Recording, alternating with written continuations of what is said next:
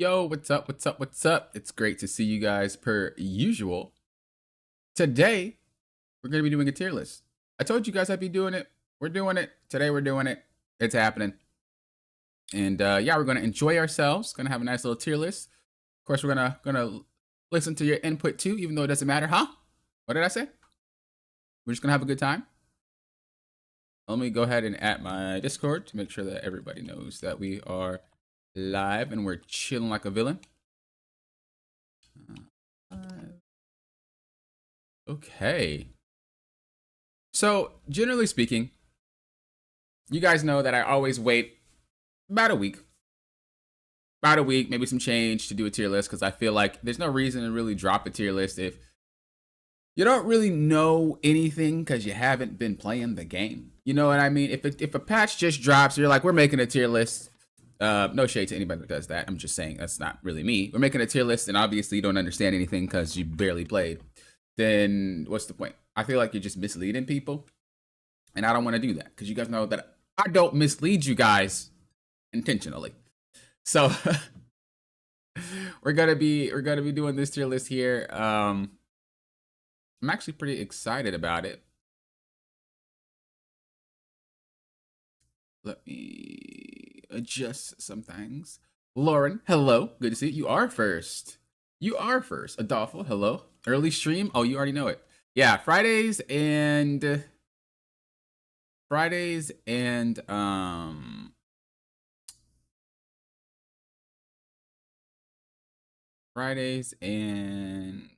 Saturdays are my earlier streams. If you guys want to catch me early, it's going to be Fridays and Saturdays. If you guys want to catch me on any other day, it's probably going to be 12 p.m. or not 12 p.m. I'm sorry, 11:30 p.m. Central, or it'll be 11:30 to 45 a.m. So it's either a.m. or p.m. if you're catching me on any other days. But Fridays and Saturdays, if you guys want to see me stream, it's more or less going to be on at like 3 p.m. Central, in the middle of the day, somewhere around there.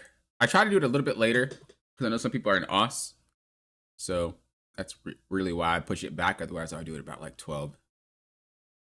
But anyway, intentionally, yes, not intentionally. It's not intentional. Knife wife, what's up? Info is one thing, experience makes all the difference. Exactly. If you guys are here for the poppin', what characters are best if I want to win? What characters are best if I want to reach my goal? I'm hitting you with it right now. That's literally what we're doing today. I'm hitting you with that knowledge. So let's get started, shall we? So we have a few categories here. We have free wins. We already know what that means, right? We have easy value. So these are going to be characters where even if you don't really know too much of what you're doing, they still provide a lot of value. And the better you get at the character, obviously, the more value they'll provide. But at a base level, they still provide a lot of value. Then you have these solid pick. These are going to be the characters where they're not really bad. They're not really good. They're kind of just balanced, here and there, pretty decent. Then you have the takes effort. So these are the characters where they're kind of underpowered. And for them to work, you're going to need to put in more effort. And then you have hard to win. So these are the characters that are just generally very hard to win on.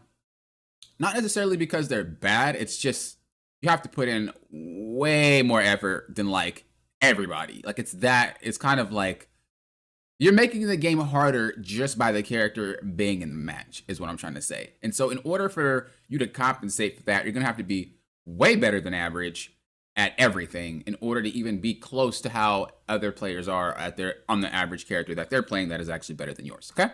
And then we have the hot seat. This is going to let you guys know which character we're talking about at any point in time during the stream.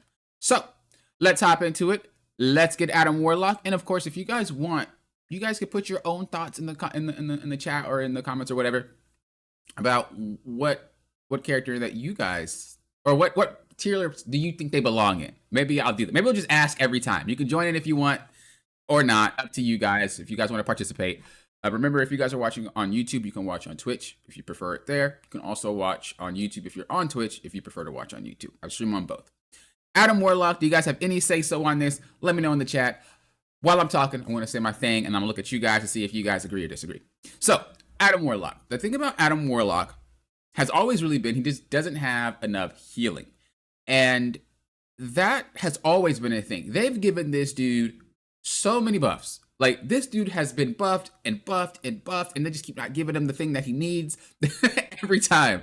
We're going to give him cooldown reduction, okay? He needs more healing, though. We're going to give him flight, okay, but he needs more healing, even though the flight's kind of nice. We're going to give him more conversion value, okay, but he needs just more healing, though. We're going to give him better... Bruh, he needs more healing. Net ease, okay? Give him an additional charge of his little snap, problem solved. But for some reason, they're so reluctant to do that. It could be because they're the triple support. That could be why.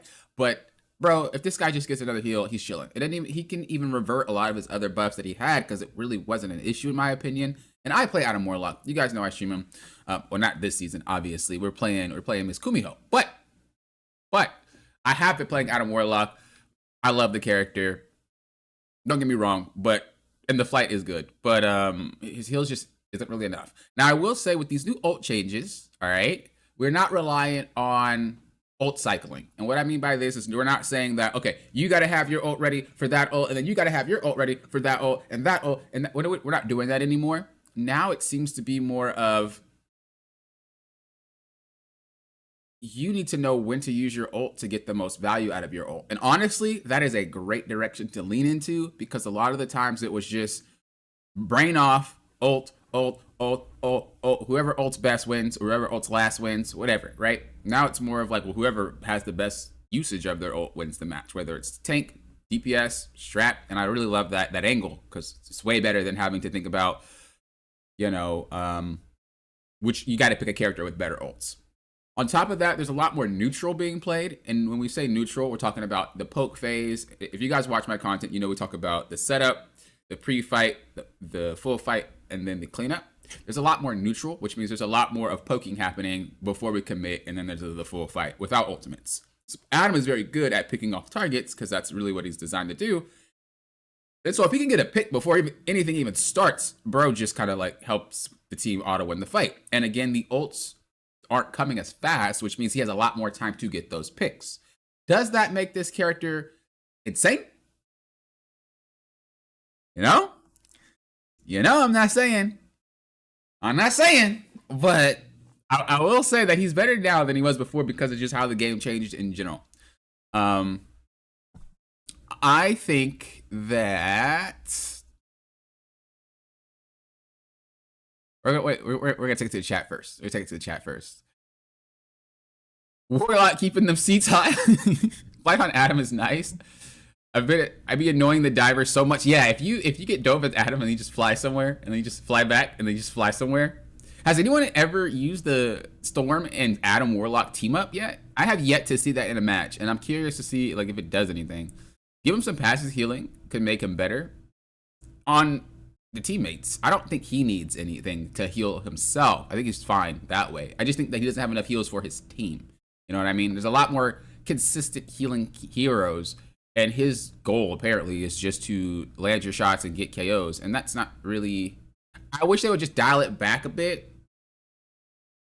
and allow him to be a little bit more heal friendly, because the character is really nice, but they're putting too much emphasis on getting picks, I think, and not a lot of players even play that way.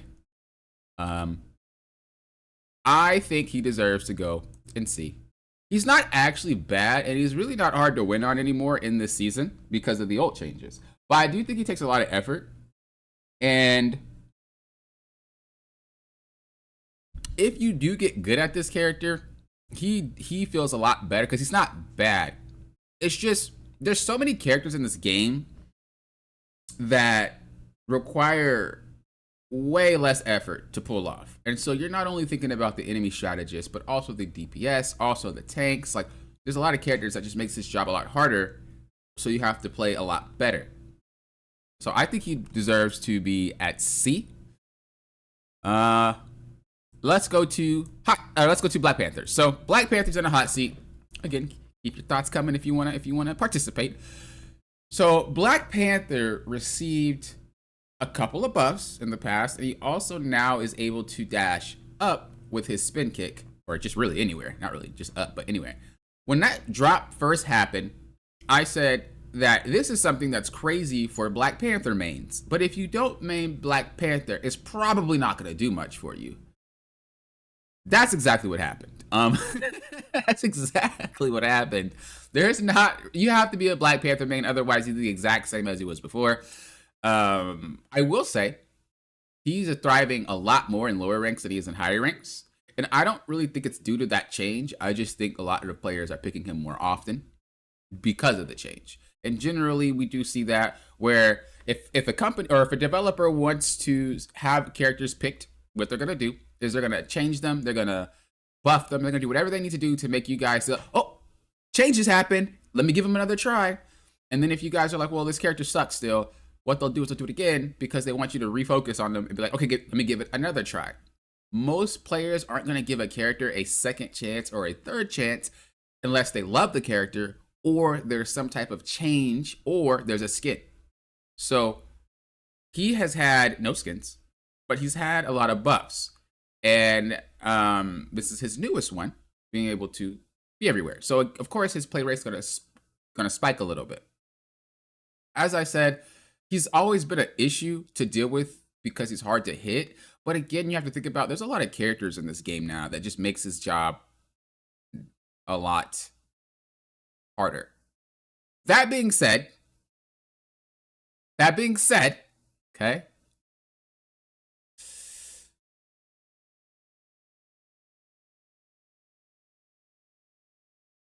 I have played this character because y'all know I wanted to play this character. So I have been playing him more.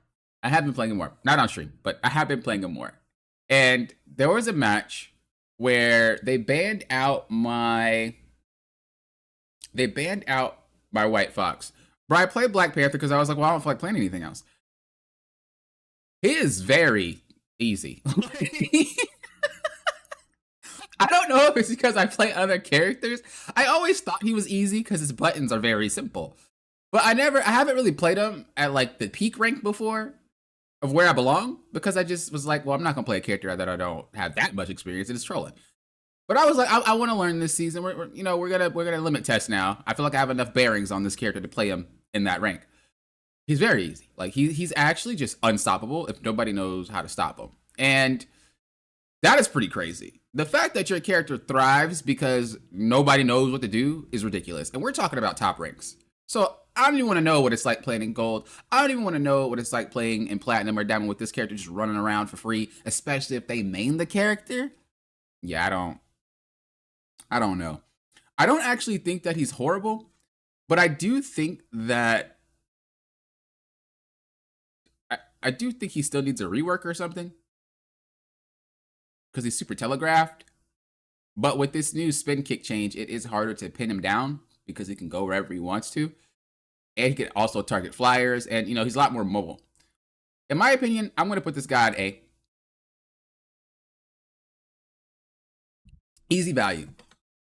The reason why I say easy value is because, again, this guy just needs to exist and the job is harder. Now, there are specific types of Black Panther players out there that will try to 1v6. And I'm talking, y'all know the ones.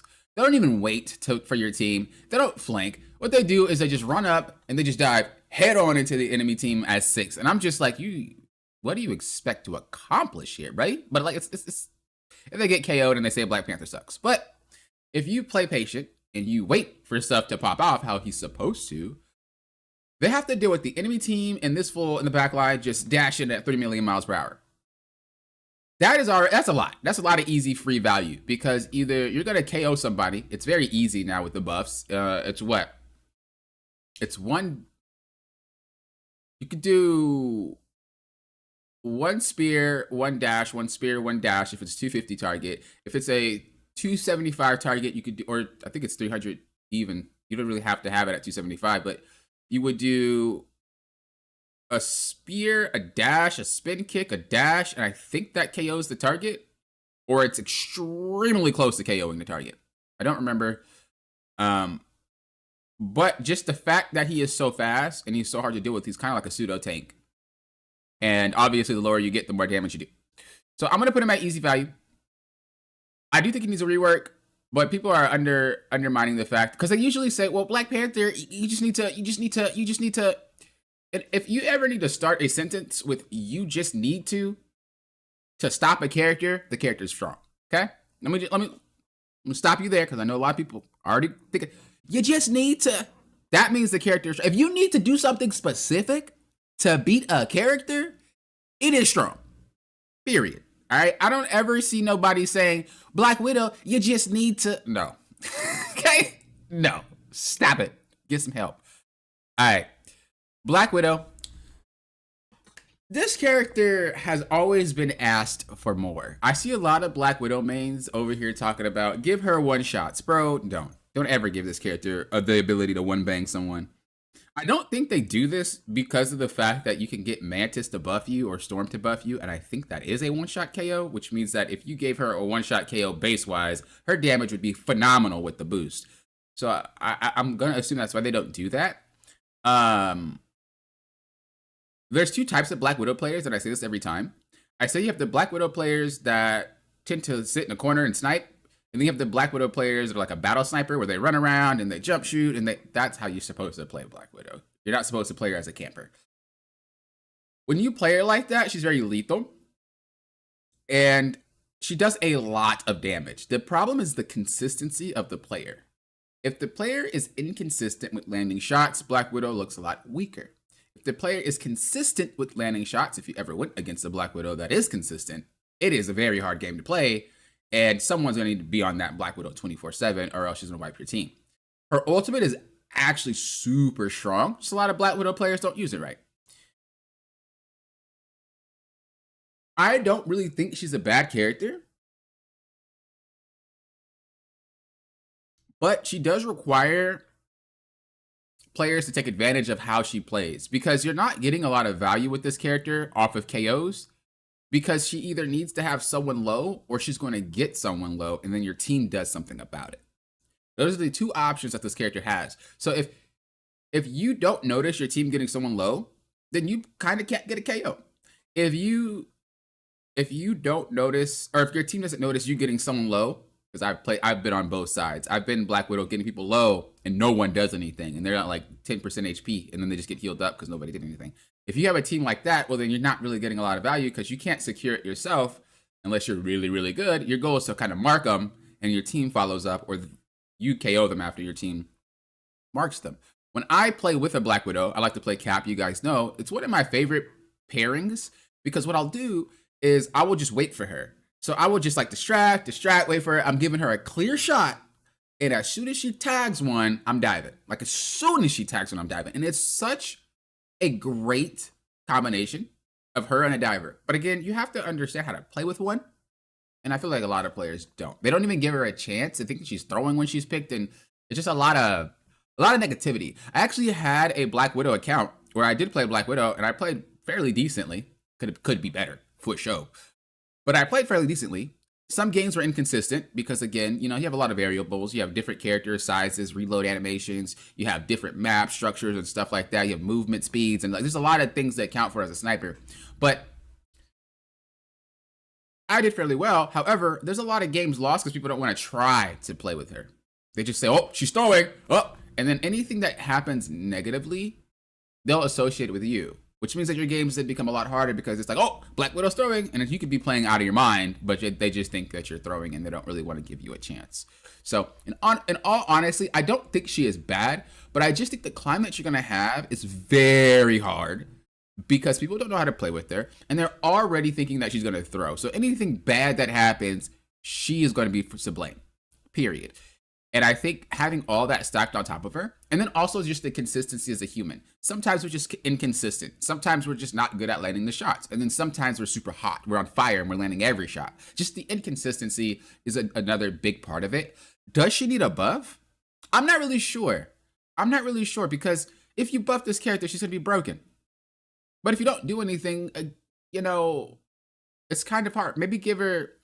I don't know. She just needs something to be a little bit more consistent.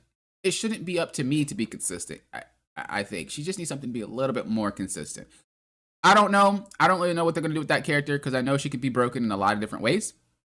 That's just how I feel. Next, we have Captain America. Maybe give her something else in her kit. You know, I thought about that, but I don't like.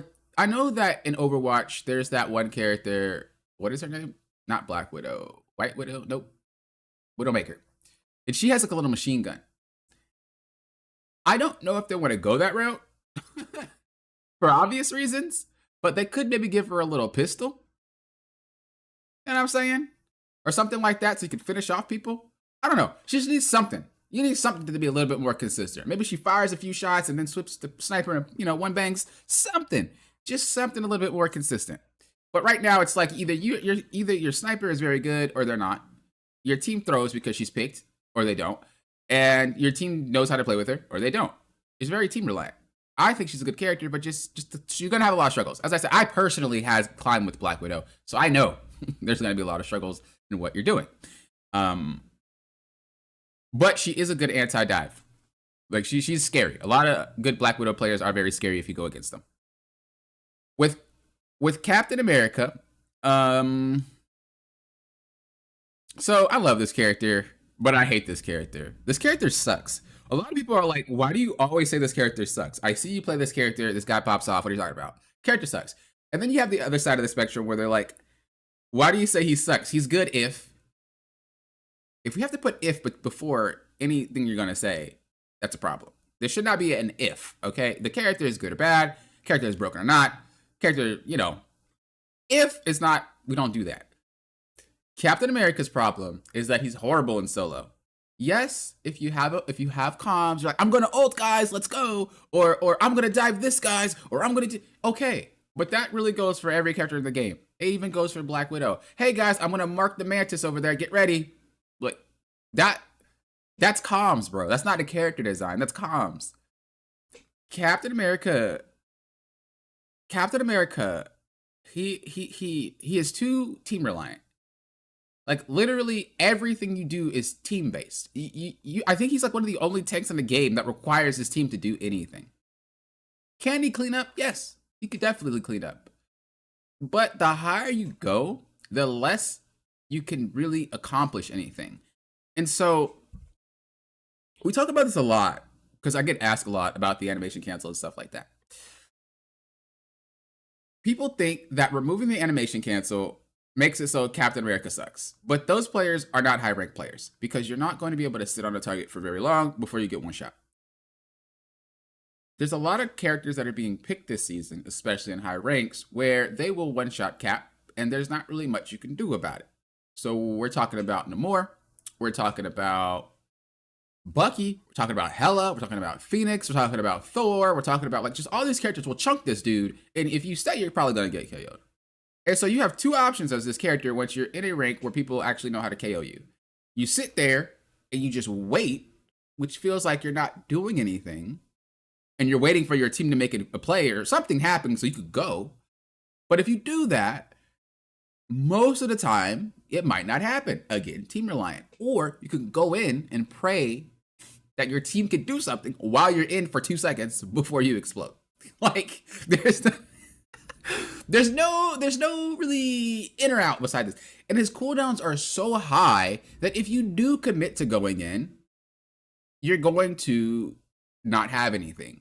You don't want to just run in and jump. You're in the air for so long. You have so much hang time that you're going to get shot and KO'd before you land. Players are very good at knowing how this dude moves. He goes up, but he comes down. It's very simple. If you flank and then try to do it, it's a little bit better.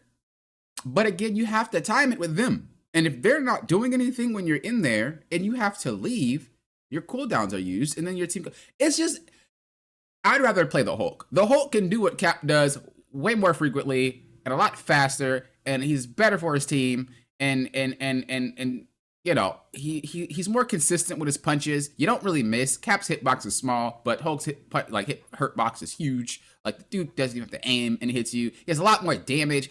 I mean, consistently, like it's like I only play this character because I like him. But if anybody was like, should I ever play Cap or Hulk or the Thing, or I was like, bro, don't play Cap.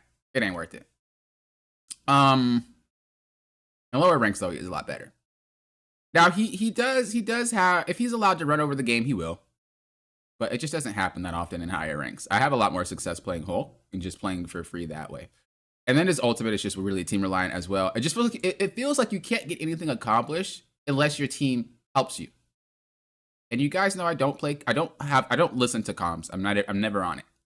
I'm never on comms. I don't like it. I don't like people because they get on my nerves. And chat, sometimes I'll have on and sometimes I won't. I'm very aware. I'm very good at understanding when my team's going in and whatnot and what to do. You guys see this when I stream. But it still feels like there's games where you guys see it where it's like I realistically just can't do anything. And I don't like that feeling. And I don't know what they're going to do to change that, but that's how it feels. Because high rank and low rank is different, I'm actually going to put him at C. If we were talking about specifically high rank, like how I used to when I broke the tier list down into specific ranks, I would definitely put him at D. But because we're thinking about bronze, silver, gold, platinum, diamond, you know, cool. But once you start making it to celestial, this character starts falling off hard because people can deal with them. And you'll notice a lot of Captain America mains are stuck there. It's not because they suck, but it's just because you have to do a lot more to win with this character because your team doesn't really understand. And a lot of characters being picked are characters that shut this guy down. Like, that's the meta right now. All right. Next, we have Cloak and Dagger. You know, I don't know why people have said this character was bad in previous seasons. I think she's always been good, but I guess this season they just feel like she's insane and she's permabanned. I don't really know why. Maybe because she's annoying. I mean, I guess. Maybe someone has said she's strong, so they ban her now. I don't mind it, to be honest. That blind gets on my last nerve, and I don't really care. So if she's banned, it's cool. But I don't know if she's that strong to just be banned permanently. But I don't really like to spend a lot of time on her because she's just the same every season, and I say the same thing every season. I just think she's solid. You know, like I just we already know what she does. She's been in the game for so long. She just does what she does. High rank, she doesn't really do as much because people shut her down. Low rank, I guess she does get a lot more done because people just stand in her ult and she just lasers you down. But we're speaking on 222, by the way. We're not speaking on triple strats or triple tanks or triple DPS. We're speaking everything's 222. I forgot to mention that everything's 222. So remember that, guys. Even with after the buff for Cap, it changes consistency, but it didn't change how hard he could carry. My opinion is good, just team reliant. Yeah, he's very team reliant, and I don't really like that. And in a game like I think they force a little bit too much team reliance on characters in particular. C? Yeah, you called it. It was C. There are people banning her mostly because they're tired of dealing with her, at least in the circles I run in. I mean, I don't like her either. Her blind and ult, I think her blind is very strong. Her ult, the thing is, so with these new ult changes, you don't have to worry about matching anymore. And so I think that once it gets, I mean, it does happen. I'm not saying no match. It does happen where you do have to match. But I think at this point, it's not as potent as before. So if she does happen to ult first, or if she does happen to have an ult, people could just kind of back up. And this is what you'll see a lot in high level play if you watch top 500 players or eternity players. Maybe not low eternity, but high eternity players like 200 points deep or something like that. You'll notice that when they ult, people will just back up. Like, you guys have seen it with me too. It's like when they ult, I just pick my team back and we just wait for it to go. But lower ranks tend to be like, she ults the entire map, let's keep fighting. And it's like, just leave and then go back. So this is why, like I said, I think she's a lot stronger in lower ranks than she is in higher ranks, because people just know how to play around everything. Whereas lower ranks is kind of like, they don't really pay too much attention to cooldowns. So I think she's just a solid pick. She's never bad or she's never amazing, you know? Doctor Strange. With Doctor Strange, he just got a nerf, and I think it was to his shield, right? So his shield went from 800 to 700, which is a massive drop. That's 100 drop. I think it's 100. I was like, bro, that's crazy. The thing that made him really strong was the fact that the Invisible Woman team up was pulling him in, and that was busted. And it also gave him a shield, which just made him even more tanky. Personally, honestly, I don't know if that shield reduction really did anything. I think he is still pretty good. I think he is still giga tanky. I think he is still strong. I have noticed a lot of Doctor Strange players go for some wild ultimates. Like, these dudes slingshot themselves to Narnia expecting to hit players. And I'm just like, what are you doing? But there are some good Doctor Strange players that will actually land the fat ults on the teams and wipe.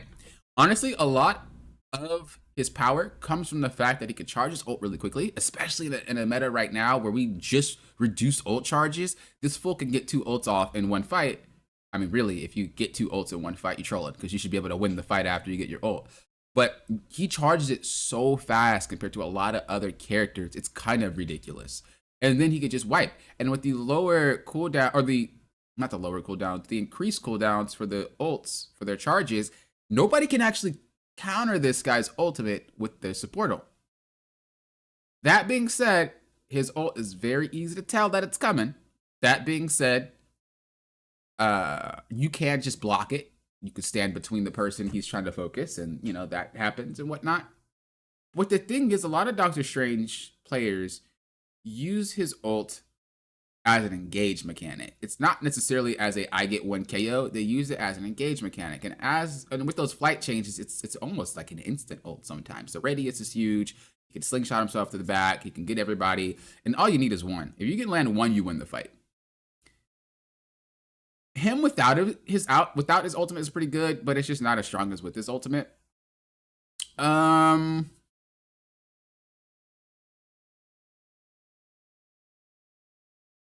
saying solid? He is solid. But I think if you just get really good at Doctor Strange, this guy is busted. He was S tier in my last tier list, and I'm gonna make him S tier again. I actually played him again on this season because I had to, and it was the game became so much easier. I was like, I should just main this character, but he's so boring. I had to main him in one season. I think it was like season 2, because I got to a rank. This is before all these crazy characters came out. I got to a rank where Cap just did not work ever, so I had to play him. And Mag, worst season of my life. I hated playing him. I don't think he's bad. I just hate playing him. But that ult charge is phenomenal. And then if you pair again with the team up with Invisible Woman, I mean, this guy's nuts. You mess up so many dives. A lot of the things that counter dive is being able to interrupt them, being able to interrupt their combo, interrupt their flow, interrupt their engage. Having a AOE, like a body wide AOE, and you don't even have to look, but you can hear them, or you know that they're there, and all you do is Maelstrom, and it just makes it so they just get interrupted without you doing anything. That type of stuff is crazy, because a lot of characters can't play without it. If you get Black Panther mid dash, you can't do anything. You get Magik mid dash or mid teleport, mid combo. She can't really do anything. Not mid teleport, but you guys know what I'm trying to say. Like mid trying to do what she's trying to do. She has to reset. Spider-Man has to reset. Cap has to reset. Hulk has to reset. I mean, he can't even jump away. Like, a lot of divers just get cooked by this dude just doing it and not even paying attention. It's busted. And then again, if we count his ultimate, I mean, the dude just wipes. So, yeah, we're gonna put him there. Groot. I've seen a lot of people banning Groot. Yo, I'm not even gonna lie. I see a lot of players banning Groot. Dark Wolfie, thank you for the follow on Twitch. If you guys want to watch on Twitch, I am streaming on Twitch. Feel free to watch where you guys feel comfortable. I just want you guys comfortable. Get your snacks. I like hanging out with y'all. So watch wherever you guys feel comfortable. With Groot, I've seen a lot of bans, bro. I've seen a lot of bans. And I don't know why. He did not get any type of change. I don't ever struggle against this character. I honestly don't know why this guy is banned. I know he can do stuff. Don't get me wrong. But like, I don't ever see this guy run games like he used to. Maybe you guys' opinions are different. Let me know in the chat what you guys think, bro. But I don't ever have an issue with this character. But he's been permabanned this season for some reason. What's the word? Nothing much. Hope you're doing good. Hope you're doing good, Dark. I like to ban Groot and Gold because my teams don't always seem to know how to deal with the walls. Not gonna lie. Okay, that's fair. That's valid. That's valid. He always banned in Platinum above. Yeah, I see him banned a lot. S tier Groot. Okay. I ban him because I get sick of my teammates that get caught by his ult or don't do anything with the walls. Fair.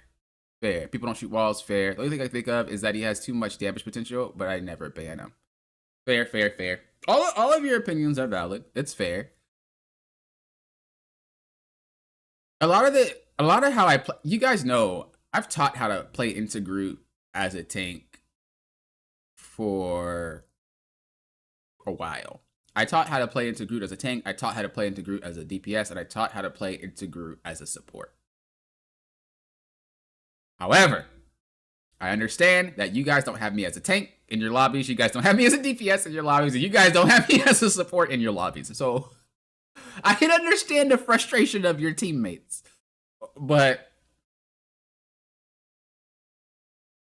yeah, I'm gonna have to leave this one up to you guys because honestly, I seriously don't have problems with this character. I'm not gonna say he's S though, because I feel like S is reserved for like some real bangers. But based off what you guys say and your experiences, I'll give him A. I'll give him A. I won't put him at S because I don't truly believe it. But I can believe that just having him in the lobby definitely makes the game a lot harder. Having him in the lobby gives a lot of easy value. And I personally went on my little Groot arc for a while. You guys remember that? And it was pretty free. But I'm just not going to give him S because I honestly don't think you should get S because the enemy team just is not smart enough to deal with you. Because once they are, Groot just falls apart, right? So I don't know. I gotta give him A. I'll give you guys A. I'll feel it there. You're good. How have I been? I've been chilling. Nothing too crazy. Just doing this tier list. Every season we do a tier list, so I'm happy to do them.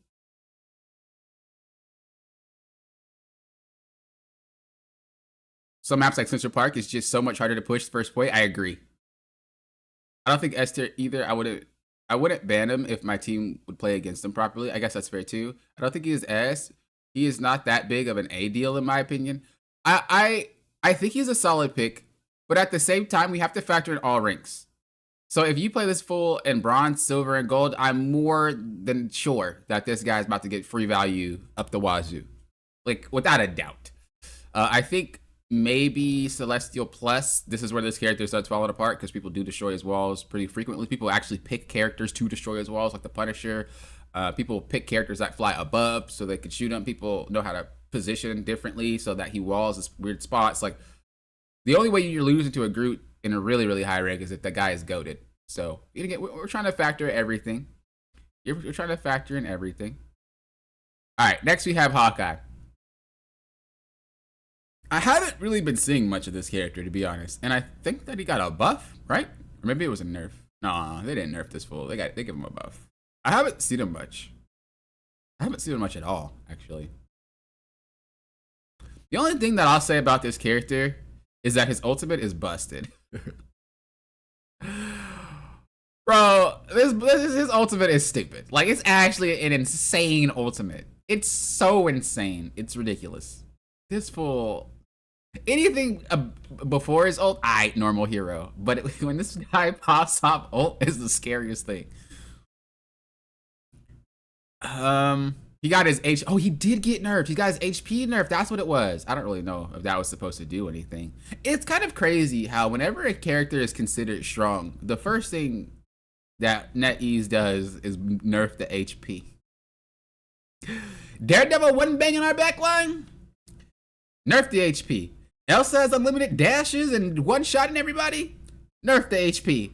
Hawkeye's one-banging everybody. Nerf the HP. Phoenix is one-banging everybody. Nerf the HP. Bruh. Moon Knight's dogging everybody. Nerf the HP. Netties, I don't think that this is the good. I don't think that that is the problem. Okay, if people are getting one shot, it is not the HP, bro. It is the damage. They do it every time, and I laugh every time I see it. It's always the HP. It's always the HP. It's like, no, it's not the HP. It's the damage. It's the damage, Netties. Jesus. I think he's just kind of like a solid pick. You know, I just think he's a solid pick. There's not really much. He's good if you're good, but like at the end of the day, he's just like a regular sniper. There's nothing special. His ult is nice, but you only get Hawkeye's only he's like super hit or miss, right? Hawkeye's one of those characters where it's like he's running the lobby or he's not. And if the Hawkeye doesn't get pocketed, he's probably going to be useless and KO'd all the time. I feel like Hawkeyes are babies that need their bottle the entire match, and if you take it away, they have no clue what they're doing, and they start spazzing and whining and all that extra good stuff. But if you continue to give them their bottle, you know, every time they whine, here you go, here you go. They're like super useful, you know. They're competent, they're useful, they know what they're doing, they know how to aim, they know how to shoot. As soon as you take it away, they just don't know how to play the game anymore. So I'm going to put him in a solid pick and call it a day. Poke Terror, what's up? Do I still play League? I haven't played League in a long time. Long time. I'm in my server lobbies. My Groot is a raid boss. Yeah, there you go. There you go. All right, next we have Hela. So with Hela, I'm not gonna lie. Every time I see a Hela, I think she's aimbotting. Look, every time I see either she's smurfing or she's aimbotting. Change my mind. Give me one lobby. You guys came out of the lobby, and you guys, you know what? That Hela is normal. No, either she's aimbotting or she's smurfing. There ain't no way I see a normal Hela player. They are either aimbotting or smurfing. There is just no in between. I hate this character. I look at the KO feed, and this person is landing all types of shots. And the worst part about this character is that you don't know you're getting shot by her until it's too late. Like, you just don't know. She'll smack you once, and you're like, oh, what was that? Smack you again, you're at 1 HP, and then by the time you realize to start running away, she smacks you again. And it's like, oh, that's what it was. Okay, let's just, I guess I get KO'd. I don't have a way to deal with this. Like, I don't know. I think she is really strong. Her damage is through the freaking roof. Her ultimate is ridiculous, but it is manageable. But I just feel like people who play Hela are special. They're like a special breed of just hit scan players. The close range combat though is awful. You know, if you get onto her, she doesn't really have much of a way to play the game. If she uses her bird, not much to play the game.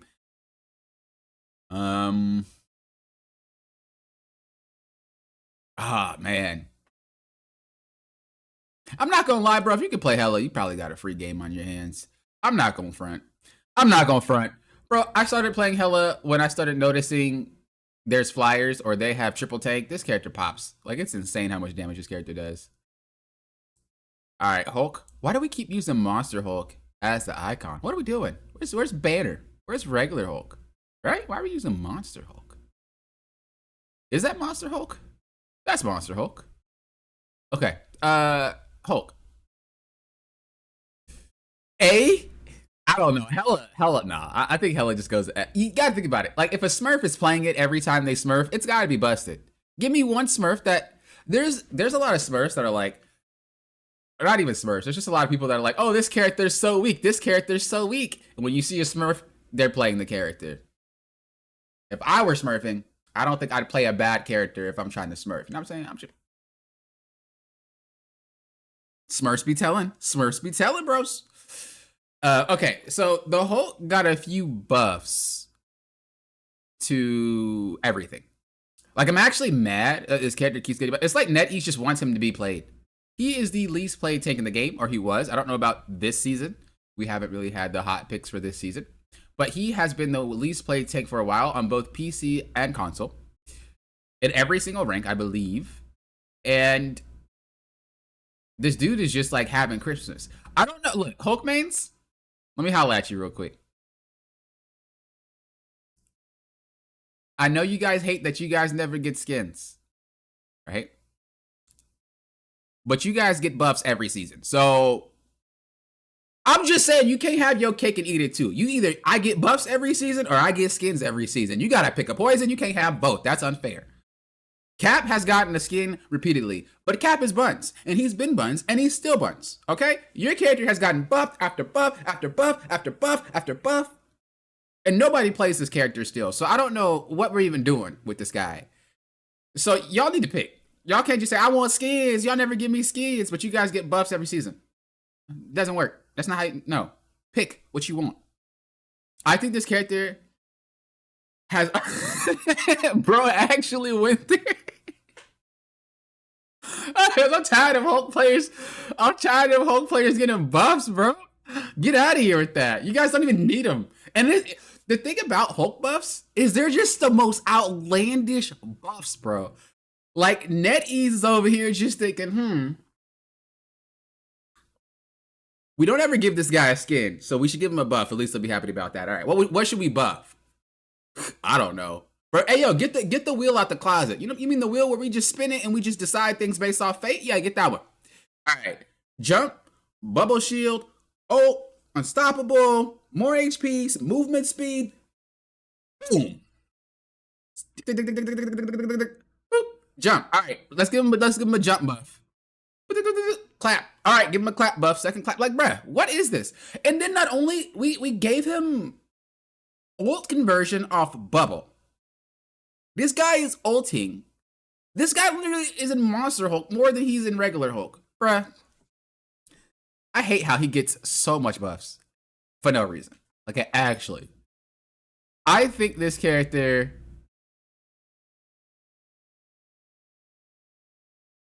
Alright, look. Let me be real, though. Because I'm a little biased. No, I am. So you have Hulk players that are like Marvel rival Hulk players. And then you have Hulk players that are like lore accurate Hulk players. And I'm going to tell you right now, lore accurate players are the scariest Hulk players you will ever see. And I don't know if you've ever had the glory or dismay of experiencing one of them, but they are ridiculous. Like when you start seeing a Hulk bunny hop, you know you probably should just surrender. Like when I see this fool, I'm like, oh no, oh, you about to be one of them. Where's my aspirin? This fool is goated at jumping at flyers, catching me mid-air on Cap. Bro, like, this dude is skating across the ground like he's Luna Snow. I mean, the dude ults and then juggles, smacks you, juggle, perma stun, clap, exile multiple times. It's crazy how strong this character is. But that takes a lot of skill. That version of Hulk takes a lot of skill. So because of this, I'm going to put him at B. Because baseline Hulk right now, he's not bad, but there is a learning curve. However, once you get maybe about 5 hours into this character, or you consider yourself a Hulk main, I think he is easy value. If you get one step above that, you talk about Super Saiyan Hulk, you are at free wins, bro. Like, for real. So there's levels to it. And it's unfair to really put this guy anywhere else other than B, because you gotta make your way to those levels. But you know what? No, we're doing tier lists based off if you play the character, not if you're first timing. Pop it. You're a troll. Easy value. If you have hours on this character, he is easy value. So I think he's A. But if you get extremely good with this character, this fool is free wins. I can't ever get that good with them because I don't have enough patience. When I turn into Monster Hulk and this guy is moving like a snail, bro, he over here waddling like a penguin. Like, bro, I'm done.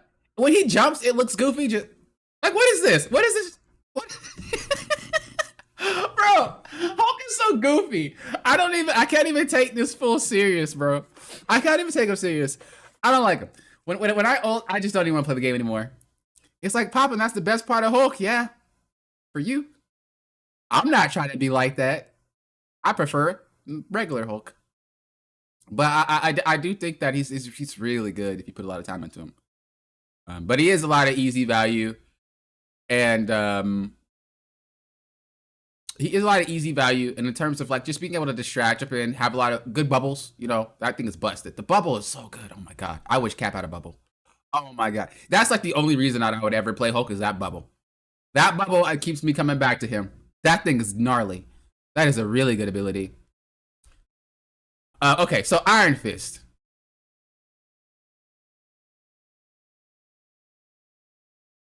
Do we even talk about this character, bro? We just need his own separate spot. We just need his own separate spot, bro. All right, so a lot of players think that Iron Fist is bad. And a lot of players that think Iron Fist is bad are Iron Fist players. And I don't know what it is about DPS players, and I say this all the time. There is something going on in their brain with DPS players where they just think that they have to... Bro, they think that they have to have a narrative in their head that says, my hero sucks. Bro, tanks will easily tell you which tank is busted and which is not. Strats will easily tell you which strat is busted and which is not. DPS players, for some reason, I don't know, all DPS players just don't know how to understand power. Psylocke has been busted for I don't know how long. Psylocke is so weak, give her buffs. Iron Fist is so weak, give him buffs. Magik, so weak, give him buffs. Daredevil is the worst character after we took HP nerf. And bruh, Hela, I remember the Hela mains. Hela, oh, she's so weak, buff her. I don't know what it is. DPS players, for some reason, do not understand how to rank their characters. But everybody and their mama that plays DPS swears that their heroes are super weak. Iron Fist, I've always had a problem with them because he's super annoying. I'm not gonna lie, this character is freaking irritating to deal with. But I will say that it's really only good Iron Fists that get on my nerves. But it's easy to be a good Iron Fist. So like at the end of the day, I'm not gonna lie, this season, he doesn't feel as strong as he felt in previous seasons. He's still annoying. But with the release of White Fox, with the release, who was before her? How am I drawing a blank? Elsa. Release of Elsa, and a few other buffs and changes to a lot of these heroes, this season he feels a little bit more quelled. He feels a little bit more quelled. I don't know if this is going to change in 7.5. Maybe he'll get something. I don't necessarily think he's weak, but he feels a lot easier to deal with now than he did before. I never had an issue with him personally, so I'm going based off my team, because a lot of the times I'd ban him because he just like runs over my team. There are some really good Iron Fist players out there though, but some insane ones that get on my last nerves. But we're going to put him at A, easy value. If you're really good, similar to Hulk, he becomes the S tier and he's just giga broken. But it does take a while to get there. I know. I still think the character is stupid and needs to be deleted, but I do understand the difference between a good Iron Fist and a regular one. The thing that is just with him is pretty similar to Black Panther. It's like you could just survive for a lot longer. You're very annoying to deal with. You're basically just a pseudo tank. You just do whatever you want in the backline. It's really hard to get you. And the only way that you really lose is if you don't really know what you're doing, or the enemy team has understanding of how to deal with you, how to bait out the parry and not shoot you while you're parrying, you know, stuff like that. The higher you go, the less he works, but there still are some special cases where you just see some insane Iron Fist players. Iron Man. So this guy, This guy got a buff to his animation, and then he gets a reset when he gets KOs. I don't think that reset really matters because I don't ever see it working. And then the animation is pretty good, but I still think he's in the same spot that he was before. I think he's just kind of like a solid pick. I mean, he's just very simple of a character, you know what I mean? He's just a solid pick. Jeff.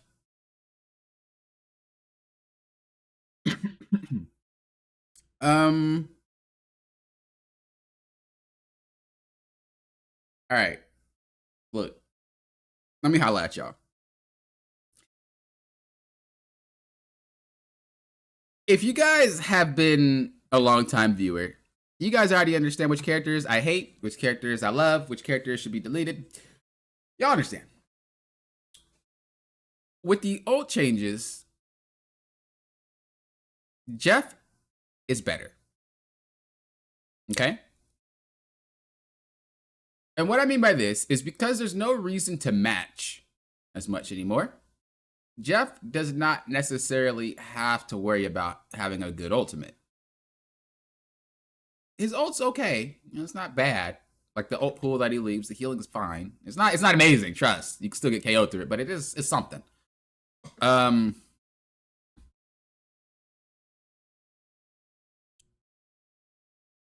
But he's a lot better now because he's not, the strat gameplay is not ult reliant anymore. It's pretty similar to Adam Warlock. The dude is able to pretty much escape godlike potential. Like this guy has godlike potential on escapes. Like this fool is super hard to catch, but it takes so much skill to get to that level of running away. It's insane. It's like Rocket. It's like there's Jeff and Rocket players, bro, but then there's Jeff and Rocket players. And they are really good at running away. And if your strat can stay alive, you get a lot more HP, right?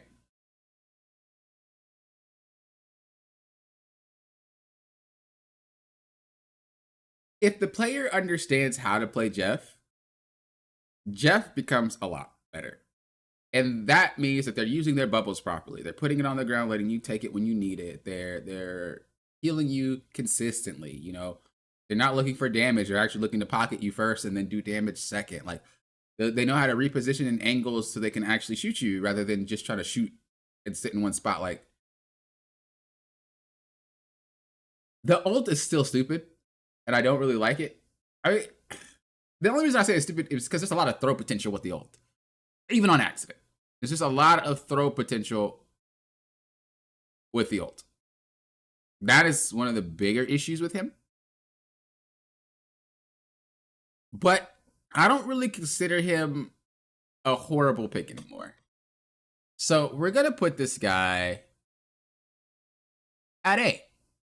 Easy value. He's very solid. I'm lying. We're definitely not putting him here. We're going to put him at C.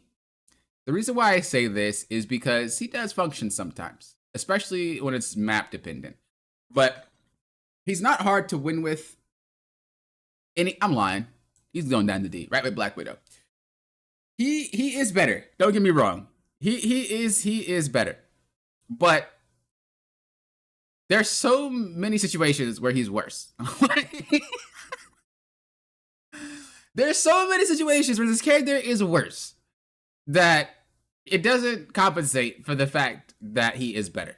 But he is better. He might get some buffs, maybe. But you're about to comment with the A placement? Yeah, we're not placing him that high. Nah. I think he's better. If you're a really good Jeff, he goes to C. Don't get me wrong. But I think the average Jeff player is not that good. The average Jeff player is either throwing. The average Jeff player is just playing for themselves. The average Jeff player is DPSing. But if you're an actual good support Jeff, he's a C. You know, it takes more effort, but he's doable. And also, those Jeff players know when to swap. So, yeah, no. LFC, what's up? I hate Jeff's ult. Even as a semi-Jeff player, not gonna lie. Yeah, if they did something better with this, I think it'd be better. All right, Loki. So he just recently got a buff to his damage, right?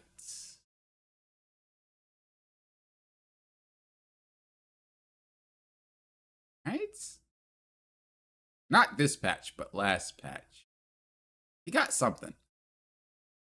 Loki in a 2/2/2 is not really that scary. Honestly, there's only some maps where he's really good, and that's when they have a lot of high angles for him. So we're talking about Rocco, we're talking about Krakoa. Is that how you say it? No, I used to call it Croatia or something like that, but I think it's Krakoa.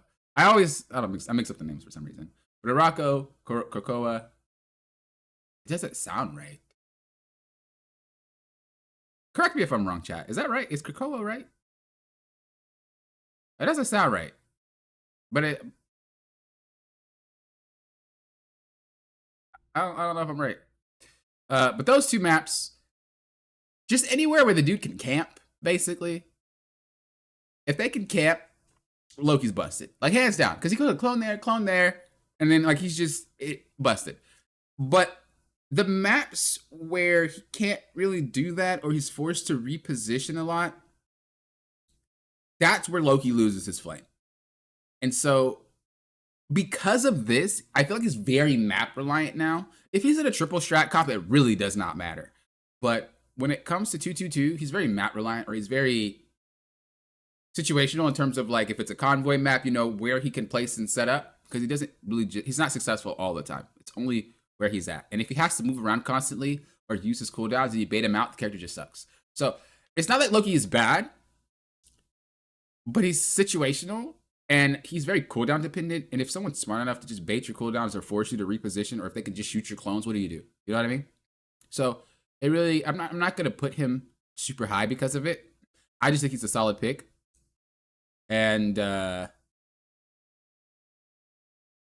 you know what? I feel bad about this, chat.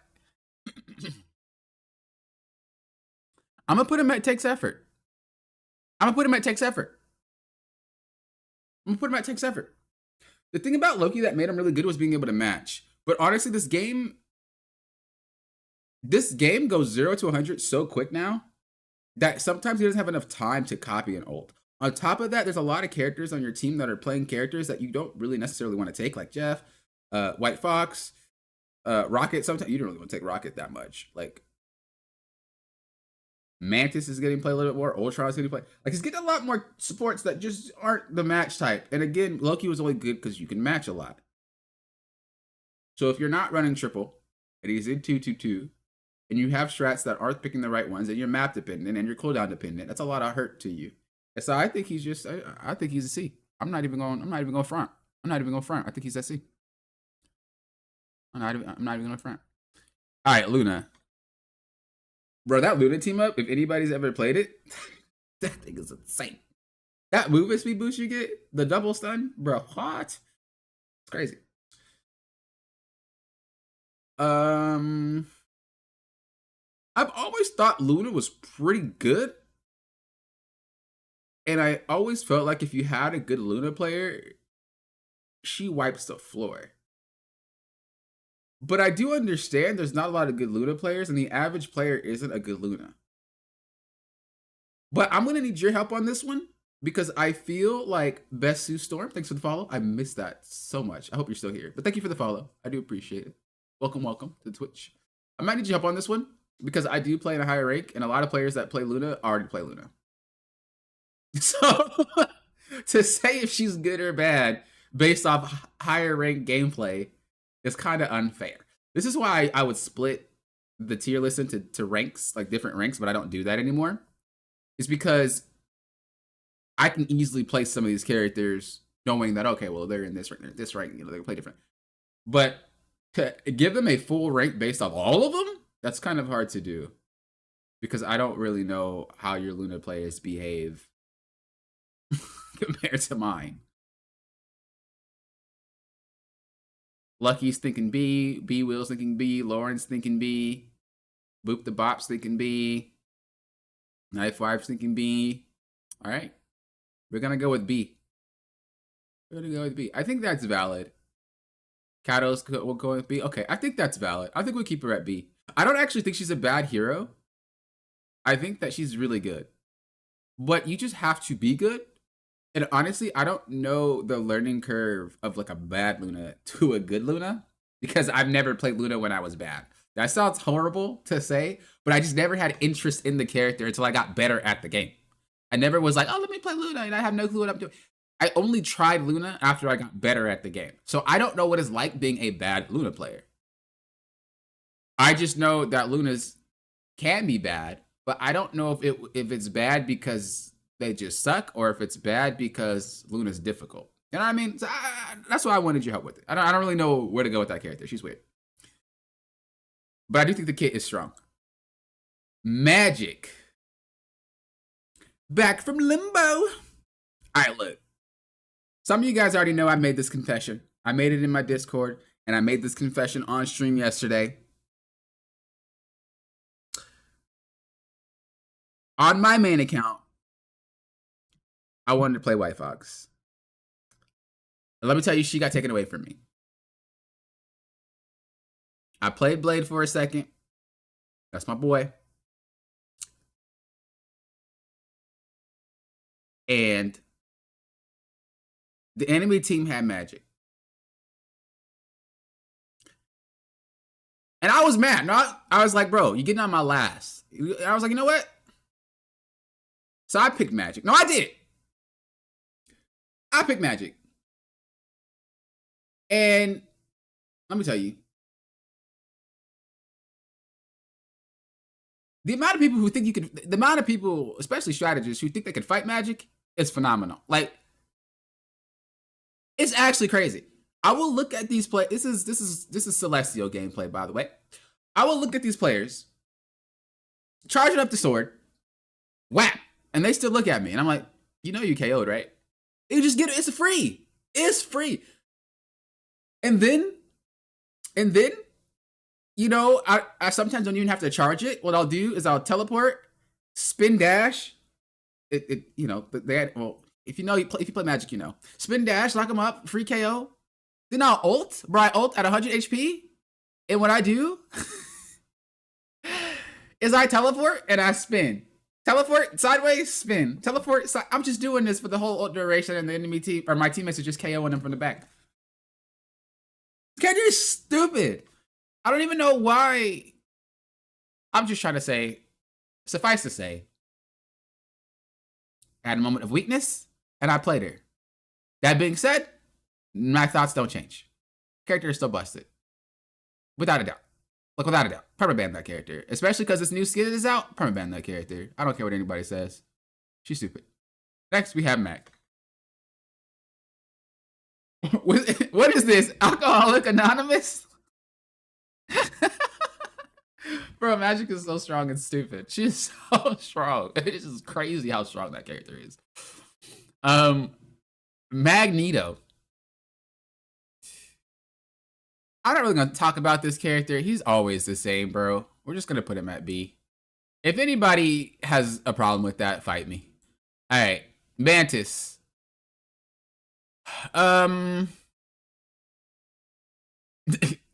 What? B? Yeah, bro, B. Mag is not really good at an average player's skill level. You have to be above average. Bro, the guy just sits there if you're an average player. If you're above average, all right, he's better. But, like, an average player is not getting anything off of this character. I mean, his win rate is below 50 consistently. The average player is not playing Mag even to half his potential. I don't even know why people play him. If they don't do well with them, why are you playing this character? He's not bad. By all means, remember, my tier lists are never about being bad. It's just about what characters I feel like you would have more success on if you were to put a lot of time, put more time into the character. Mag, I just feel like you are an average player in your rank and you peaked out and you're trying to climb. He is not it. That's all I'm trying to say. That's all I'm trying to say. That's all I'm trying to say. Hating Magik since season 0. Oh, you look. Of course. Of course. Of course. All right, Mantis. You guys know I'm a Mantis enjoyer. I think Mantis is really strong. And I think with the ult change nerfs to not have, or the ult charge nerfs to not have to worry about matching all the time, it's a lot better.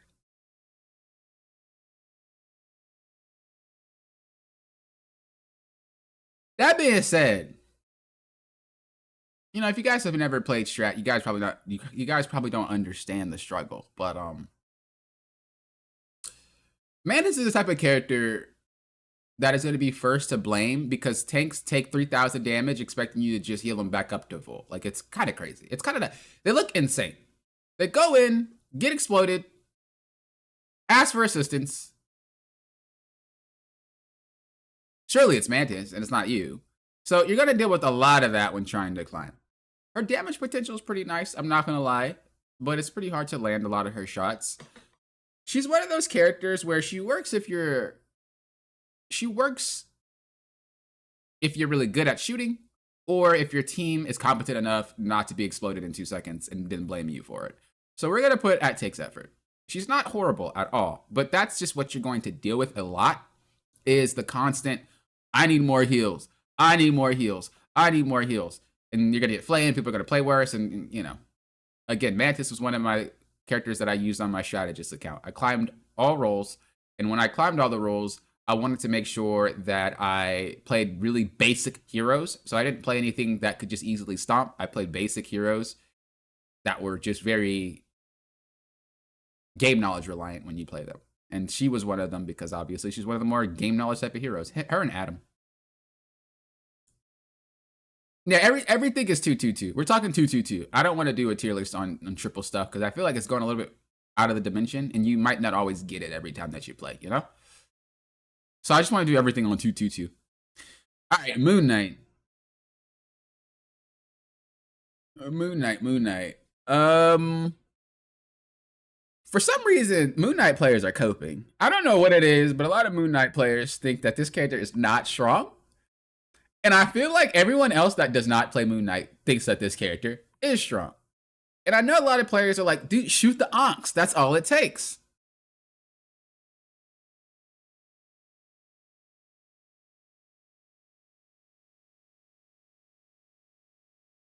No. If the sentence is just do something, the character is busted. Okay? There is no just. This character actually just does a lot. It does a lot of damage though too. Like period, he does a lot of damage. I will say he isn't free. Okay, but the character is busted. All right, like he's actually so strong. But I think he needs to be strong for a lot of what's in the game right now. And I think he's just one of the characters to counter it, which is why he probably doesn't get nerfed and damaged that often. But he is wild. I'm gonna give him A. I'm not gonna say S because he does fall off quite hard when you shoot the onks, but he is not onk reliant. I feel like we have to remove that stigma from him. He is not onk reliant. Moon Knight does not need onk to survive. Moon Knight does not need onk to fight you. This full is strong.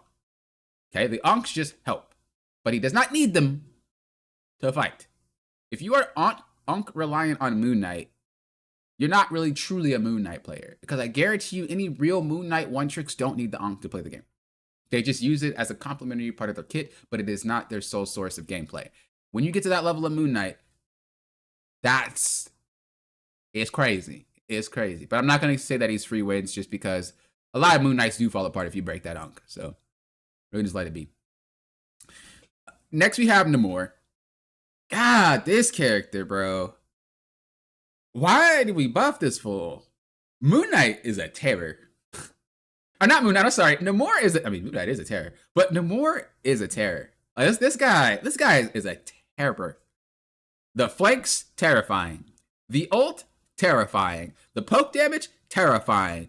The size of his projectile hitbox, terrifying. The damage, terrifying. The looks, terrifying. His quotes, terrifying. Everything about this character is terrifying. I think, without a doubt, this is one of the most free wins characters in the game right now. Without a doubt. Nobody knows how to deal with this character. Nobody shoots his freaking squids. All right, this fool places squids 2 feet away from the DPS, and you still shooting past the squid. Shoot the squid! Rocket players, shoot the squid! Invis, shoot the squid! Somebody shoot the squids, bro. I'm going crazy. This dude, for some reason, has like the craziest don't shoot me ability ever, because nobody ever shoots it. But if you actually have someone on squid duty, the guy is the weakest character in the game, bro, but they're never on squid duty. I think my issue with Namor most of the time is that old boy just disregards his entire life. Like this guy just disregards his well-being. Real Namor players are the type that just stroll to the back line like they're just going for a walk in the park. La da da da da. La da da da da. Somehow managed to get to the back line with them loud footsteps.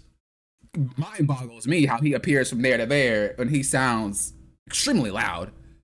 Pops 2 squids, alternate fire, bow. Primary fire, bow. 2 supports wiped.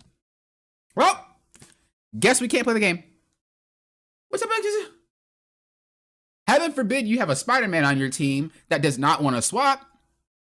I don't know. I guess they like torturing themselves. I don't even... Whatever. Character's busted. We just leave it at that. Next, Penny. All right. So with Penny, you know, the thing about this character is that people are just generally stupid. No, I'm just...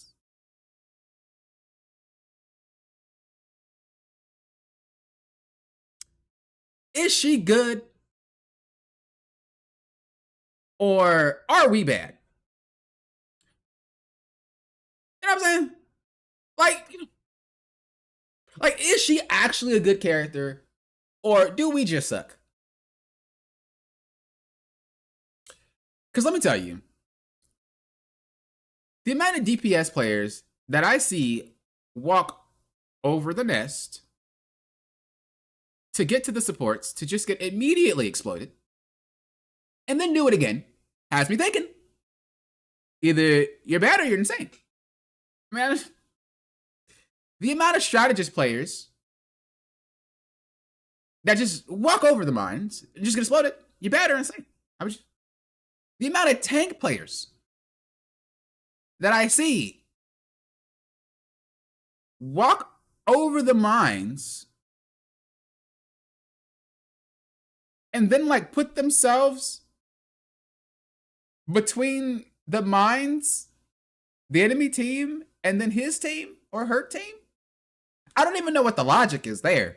I don't know where you're going. Like, you want everybody to walk over the mines, I guess. I don't know if we're that resistant, but don't think that's the play. Like, I don't know. I don't know. People equal bad. We're bad.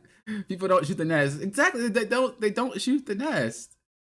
You know what gets bad because people's brains turn off to shoot the I think what we lack is patience. Or you guys will see me. I will shoot the nest. I'm one of the players when you guys watch my stream where I'm shooting the nest. That thing ain't getting no. But I swear to you guys, for some magical reason, people don't wait. And then they get blown up. And then I shoot the nest and they're staggered. And then by the time they come back, the nest is back. And then I shoot, they get exploded, and we If y'all fools don't just wait 5 seconds before we move forward. So I don't even know, like, I'm gonna just put her at easy value, bro. I'm gonna just put her at easy value. I will say, once you break that nest, Penny players have no clue how to play the game. Like, at all. Heaven forbid they get Bucky snatched or Wolverine snatched. Heaven forbid. But I'm going to put her at easy value for the similar reason of, like, Groot, where it's just kind of like, it's hard to push you because people aren't coordinated. You know what I mean? But should someone be smart enough to break it on cooldown, the character just doesn't do anything. I will say, there ain't never been a worse season than when she had 2 nests, plus the rocket beacon nest. That was the most atrocious season. I don't know who signed that one off, but we need to talk. That season was horrible. All right, Psylocke. So with Psylocke, Pepper Snap was good. With Psylocke, I feel like she's super OP. And I know a lot of people don't really think that, and I don't understand why, but it seems like what I notice a lot within the community, not with mine, well, maybe, but just in general, I notice a lot of people that are really high rank says Psylocke is just extremely busted. And then a lot of people in lower rank says Psylocke is bad or just strong. And when people think that she's strong in lower rank, it's because of the ult. When people think that she's busted in high rank, it's because of her everything. So this one is kind of hard because the way that you play Psylocke in higher ranks is like 3,000 miles apart different than how you play it in lower ranks. The Psylocke you have in lower ranks just kind of tickle people from the back line or something like that, or shoot tanks and then they just farm ult. The Psylocke in higher ranks are playing a whole nother game. And those Psylocks are stupid. So, this one's hard because the character is definitely played at 2 different extremes based off where you are playing in rank.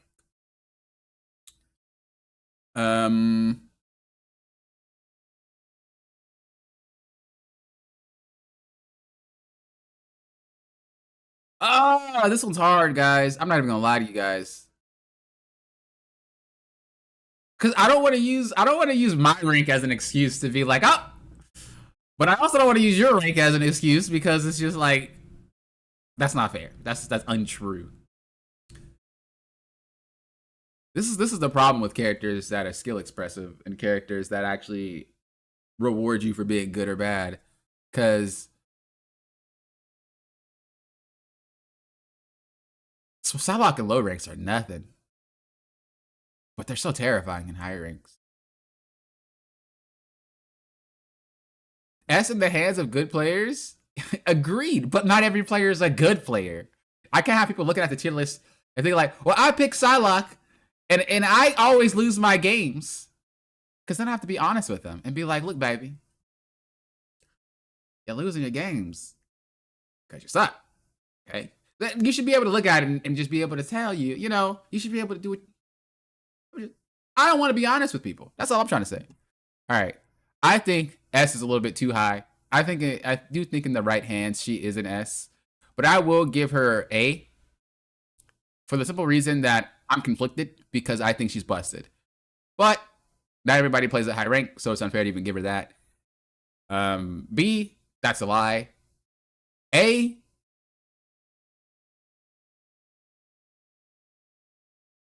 I don't agree with A either, but I'm gonna let y'all handle this. There's some picks that I just gotta let y'all do it, okay? There's some picks that I just gotta let y'all do it. I'll give her A. I'll give her A. All right. Rocket. We don't even have to talk about this guy. You know what? Let's talk about him.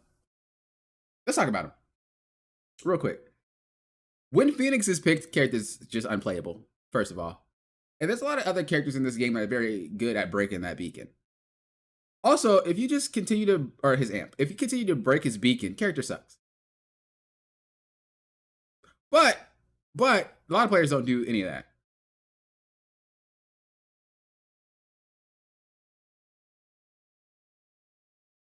I mean, he's still A, but I just wanted to talk about him for a second. That's all. All right. Scarlet Witch.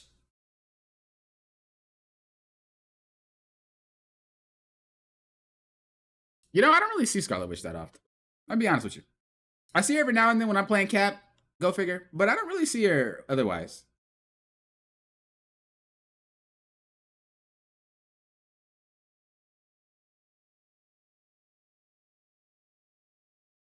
You know,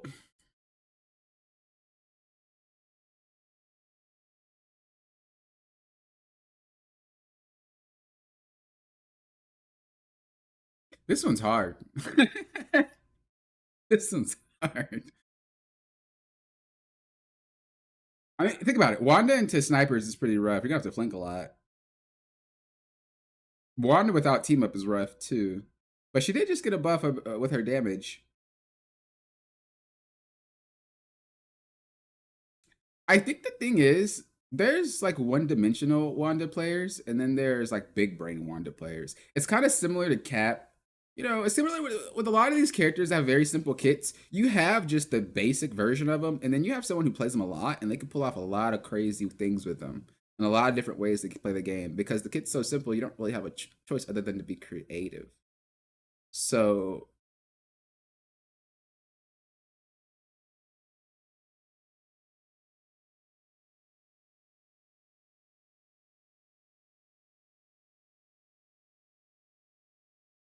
Wanda's trash. Be received here. You went up against a sweaty Wanda Lord, and she kept stopping my ults. You say it takes effort. You can play this character blindfolded. Wait a second. What? That's a hot take.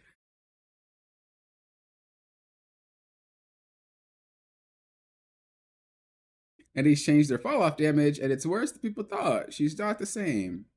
Female character overall, I say, somewhat team up reliant and requires comps to favor her at times. Takes effort. See, definitely. Can I play Wanda? She's just hard to kill as she keeps throwing those bubbles that stop movement. Yeah, I think a really creative Wanda player definitely is a lot harder to deal with. But if you're thinking about a straightforward Wanda player, they don't really do much, you know? So this one's kind of hard because it really depends on how well the player plays. And because we put Cap where he's at, we're just gonna put Wanda there as well. Because I don't want to say she's a solid pick, because she's not really a pick that I would just say, hey. Wanda's a lot harder than she looks, I guess, is what I'm trying to say. It's similar to Cap. It's like he on the surface looks very simple, but a lot of your strategy, like, there's a lot behind the curtains that you're not seeing that the player has to think about. And I feel like Wanda is in that environment. She doesn't just generate value by existing. You do have to think outside the box a lot to get her to function properly. And saying that she's a solid pick, it's kind of like, okay, she is easy to play, but she doesn't generate value just because she's easy. You have to really know what you're doing to be decent at the character. So I think putting her at C is pretty solid. I think it's fine. It's not to say that she's bad, because I don't think that she's horrible. Again, my tier lists are never about what characters are strong or weak. It's just about what characters I feel would get you to whatever rank goal that you're looking for in an amount of time. That's all it is.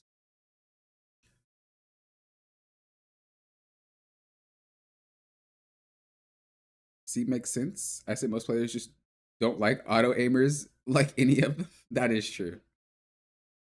That is true. We say that Scarlet Witch is easy, but we say Iron Fist isn't. Hmm. Hmm. Hey. All right. Next we have Spider.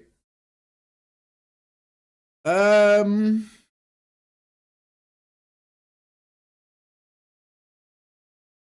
This season, really? I think it's just a lot of easy value. This dude doesn't really need to be that good to pull off anything. The higher you go, the better you're gonna have to be. Don't get me wrong, but even if you don't really get KOs, he's just always a menace. He's always a problem. People don't know how to deal with him. People don't know how to shoot him. I mean, if you play Namor, dude shut down like instantly. But I see a lot of players that don't really think about anything when they play Spider, and they just go. There's no off button, and it works because the uptime is so high that they have to try to deal with Spider at the same time as their team rushing in. And even if Spider doesn't get any KOs, I mean, he's still doing a really good job. Similar to Black Panther, similar to Iron Fist. That being said, should Spider actually know how to get KOs, that's when the whole another can of worms opens, and this fool is redonkulous. So I think easy value is pretty good. He's free wins if you're extremely good, but like you ain't never gonna be at that level if you aren't smurfing. So next we have Squirrel Girl. Solid pick. Not really gonna say too much too much about her. Next, we have Star-Lord. So with the ult changes, I'm seeing a lot of Star-Lord players that were ult reliant not be able to function. Like, it's not even a joke. These fools cannot play the game without that ultimate. It's pretty crazy. If you ever stop this guy middle, if you ever have a support ult for this guy's ult, like if the dude cannot ult in any shape or form, the players don't know how to play the character. That being said, he's really strong. He's really good. But on average, majority of Star-Lord players have no clue how to play without that ultimate. Hands down. They rely on that ultimate so much, and when they don't get any KOs with that ult, they're just useless. It's similar to Psylocke. However, once you get to a high enough rank, you're not playing for ultimates anymore. You're actually playing the game. And that's the part that obviously we're focusing on. It's just the overall arcing, not just the ultimate itself. So we're going to put him at A. Again. You're thinking B? I don't think B. Nothing changed with this kit. He's still super strong. He just has less ults. But I would say he's free wins. But this ult change has made it incredibly difficult for the players that play Star-Lord if they don't know how to traditionally play him, because they would just farm ults. But they don't get ults every fight now. It's like every other fight. And then again, if it's countered, then he's just cooked because he doesn't know how to play. But the really, really good Star-Lord players don't really need their ultimate. Next, we have Storm. With the removal of Nato, I feel like she takes a really, really hard hit because her ultimate can be just straight healed through. Like, it's not that strong. Her damage amplification is all right. I think that the change to make it so that the damage falls off slowly as you leave her little circle is pretty cool. I don't know. I think you just like whatever. I think it's just like whatever. You know? I don't really think she's a solid pick. Like, I don't think I would just walk out of base playing her. I don't think she's hard to win with either. It's just kind of like whatever, bro. It's I don't know. I don't know what to say about that character. The character does nothing. The character is really good if she has poke underneath her, but like, if you don't have that and you have no clue how to play Storm, then you don't really play the game. I don't know. I don't think she's bad, but I just think it takes a lot of effort, just like Cap. Like all the characters in this lineup. They're not necessarily bad, they just take a lot more effort. Punisher, all I'm going to say is shotgun, bro. All I'm going to say is shotgun, bro. Thor,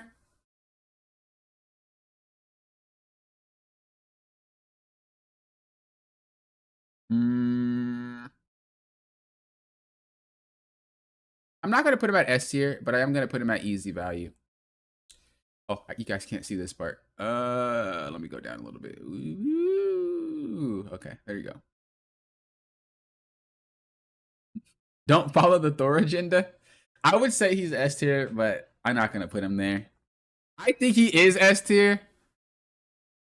AF, bro. Character's busted. But I've been seeing a lot of bad Thors lately. Even though he does get value, I've seen a lot of bad Thor players, so we're just going to put him at A. But I think he is very, very strong. If you get really good with him, he is free wins. But I think easy value is a pretty good spot. Venom. I've been seeing a lot more Venom gameplay lately. I've seen a lot more Venom players lately. That doesn't necessarily mean he's strong, but I've just been seeing a lot more Venom players lately. And he is annoying to deal with. Don't get me wrong.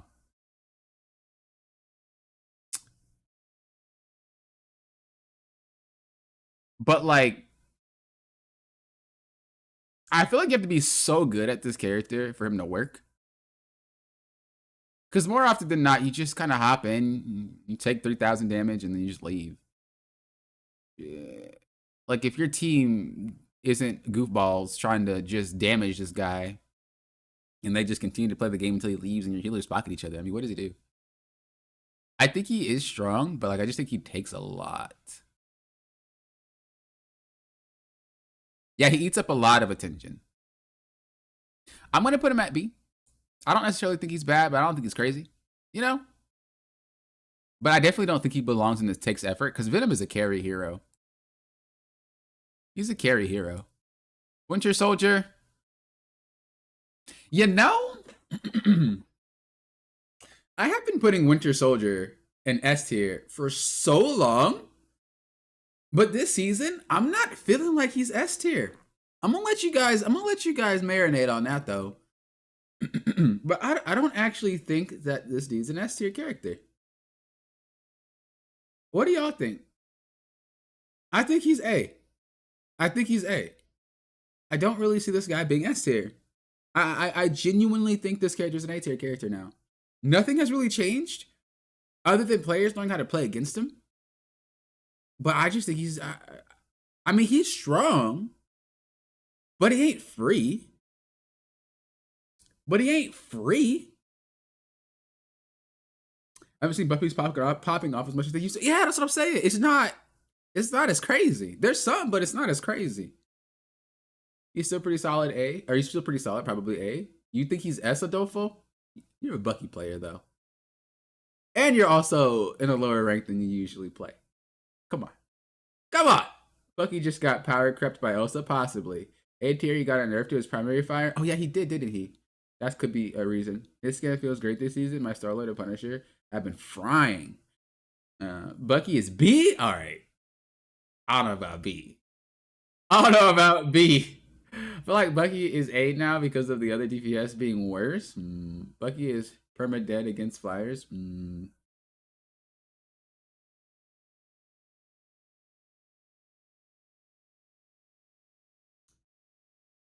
The thing about this is that Bucky has a lot of capabilities.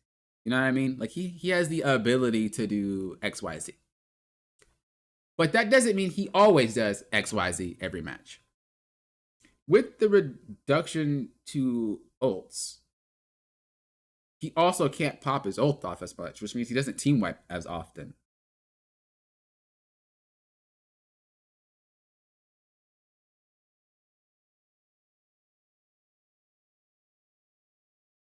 I'm gonna put him at A, and then I feel if you're godlike at the character, he's S.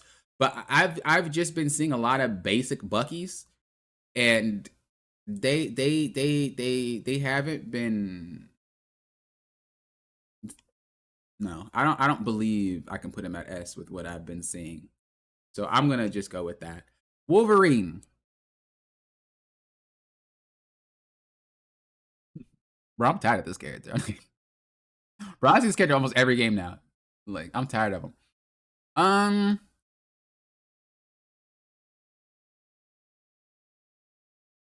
Are you guys seeing this character in your ranks?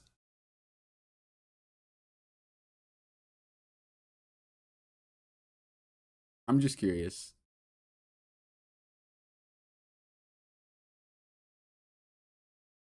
Or is he just not played where you guys are?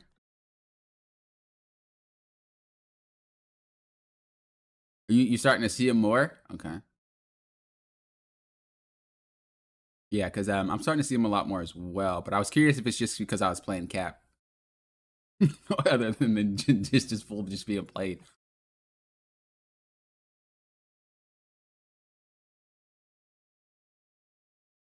I main tank, he's a menace. Even on Rogue, he gets so thirsty for you and harasses you throughout the match. Yeah, this guy is getting picked a lot more.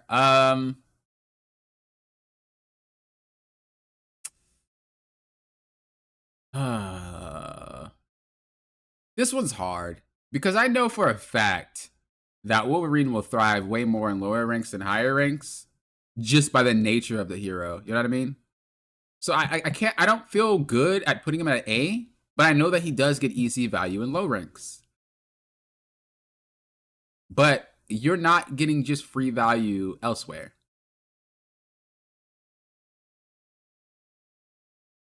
He's not a bad character, but he's weird. Nah, we're talking about players who actually play Wolverine. I'm gonna put him at A. I'll put him at A. If you really play Wolverine, even at low ranks, or I mean, even in high ranks, bro, you're getting a lot of value.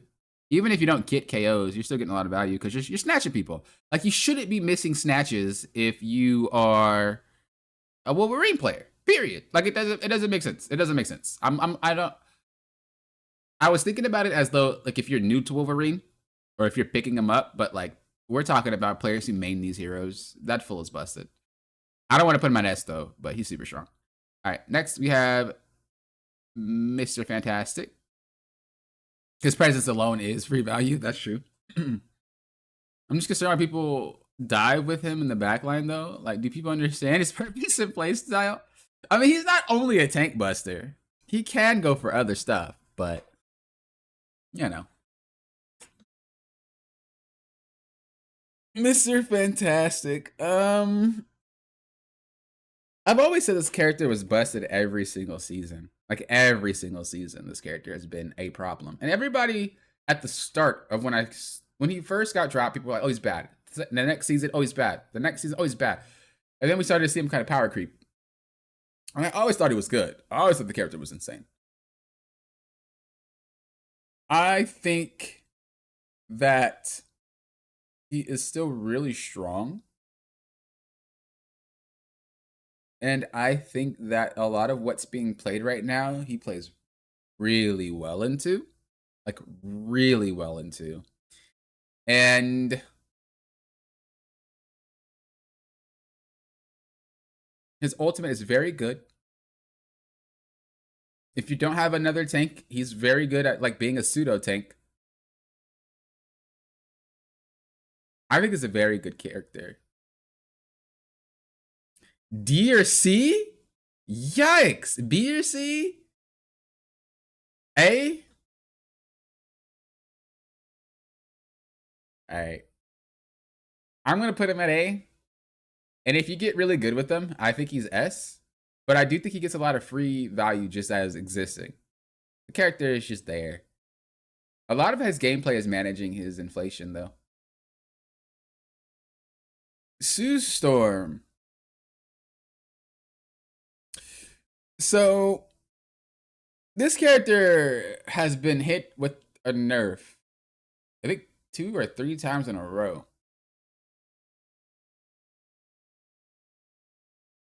But honestly, I don't think it matters, bro. This character is super good. Like, she is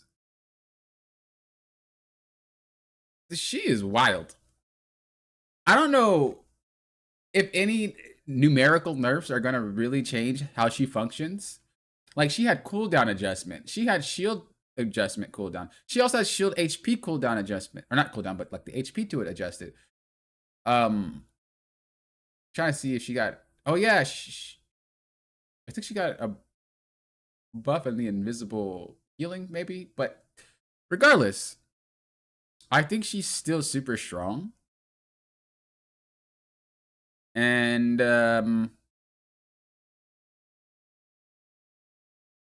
Polly Spins, what's up? Hello, hello. Thanks for the follow. I appreciate it.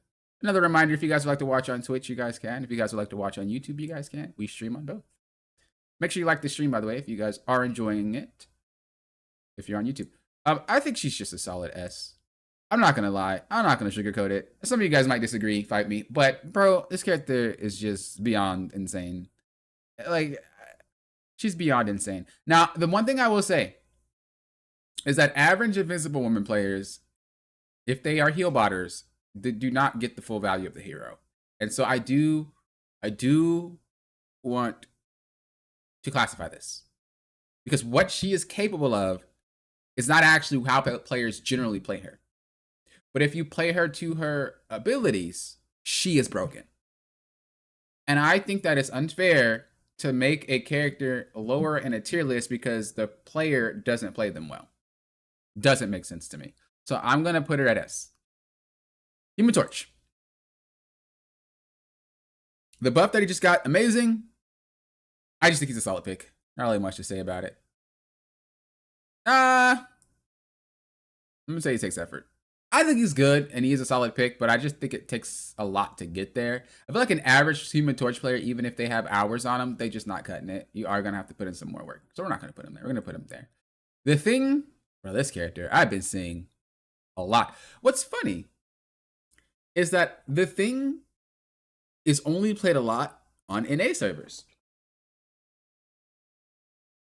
Isn't that crazy? Let that sink in. I don't know why. I don't know. But this character is played way more on NA than he is played on any other server.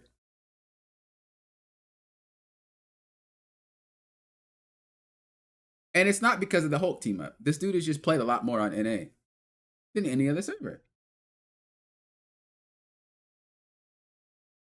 I don't know. I don't know. It's crazy. It's crazy. I think he's strong. He is easily kited, but I think we're playing a lot of close range heroes nowadays, so he gets a lot more value.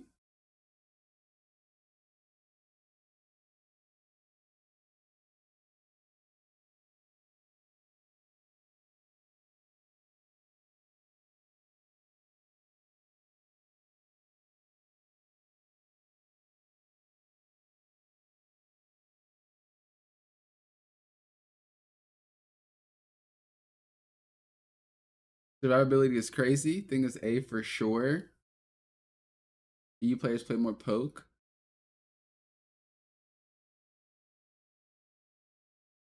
Good thing players are rare.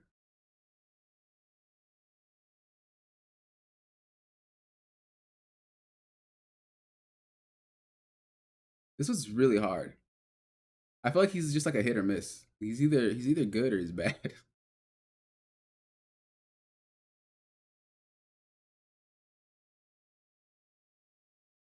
What I'm gonna do is I'm just gonna put him at solid pick because he has a few hurdles to get over, and if you know how to do it, I think like if you are a good thing player, I think he is better. But if you're just an average thing player, I think he's pretty solid. As I said, his consistency is what I'm thinking about, and he doesn't always perform well. It is very hit or miss with this character, and with that, I'm gonna have to not put him in A because it's not consistent. Um, Elsa. I almost called her Eva. Bro, Poppin, where's your brain? Emma. I don't see her that often. Look at all. Very often. Or not what? I don't see it. This is how you know. We're getting far into the stream. We're getting too far into the stream. We gotta cut it off. I don't see her that often. Like at all.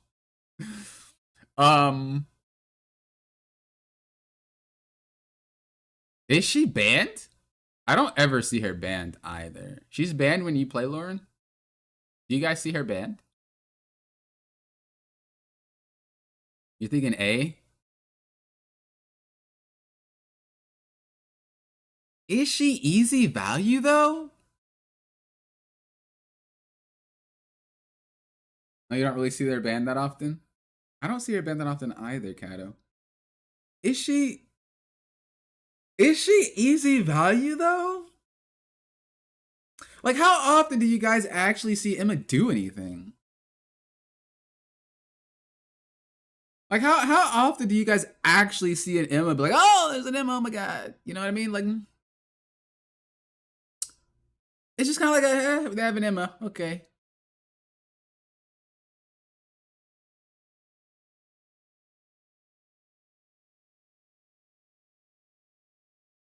I'm gonna put her at hard to win. Next, we're gonna be talking about Ultron. No, I'm kidding. I'm gonna put her at B. I think it's pretty similar to the Thing. Very hit or miss. She either is good or she's bad. She's not very consistent, and consistency is what matters, in my opinion, for a tier list. You need to always be good to be easy value. You need to always be good to be S tier. Just because I see her, it doesn't necessarily mean that I'm afraid. It doesn't mean that my team can't play. She doesn't really do much. You know what I mean? She's just another character. And they also reduced the diamond form on her as well. The reduction. So again, it's just easier to I don't know. It's just I don't see it. I think she's a B. I think she's a B. Next, we have Ultron. So, with Ultron, I genuinely think this character is good. That might be a hot take. This character is actually nuts. So we are saying Strange is the only free win tank right now? I guess so, huh? Strange is super free.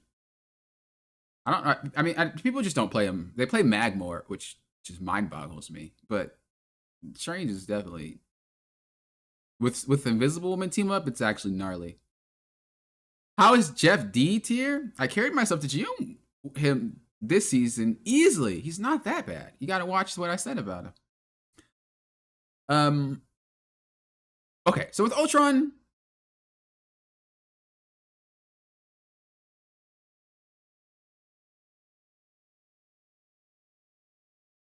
The thing is, nobody really plays this dude, and a lot of what's being played right now are divers. There's some poke too, I guess, if you get really high, but like most of the time, there's a lot of divers being played. This dude counters like all of them, all the good ones. Magik, Iron Fist is debatable. It's debatable. If you just sit on the person that he's like the drone on someone, and then you sit in the drone, as long as they know to move near you, Iron Fist can't take you out. Spider-Man, same way. Daredevil, he's not getting you as long as you play well. Like a lot of what's being played right now struggle against him because they're not able to shoot the guy out the sky or they're not able to dive him. And with the ult changes, he doesn't have to match ults as much. He gets ult way faster than a lot of strategists as long as you're landing shots. Also, he does damage. And he boosts damage. People just don't play him, and I don't know why. And they complain about getting dove and all this nonsense. Just play Ultron, bro. I think he's pretty solid. I think he also is very easy to play. And I think he goes very uncontested.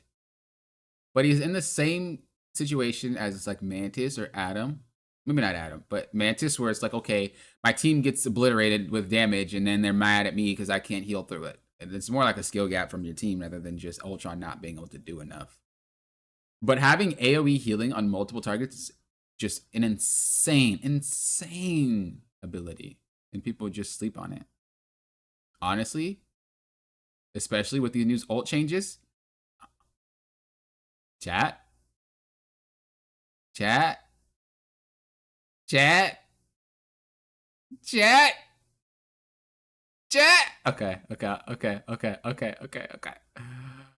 I'm putting him at A.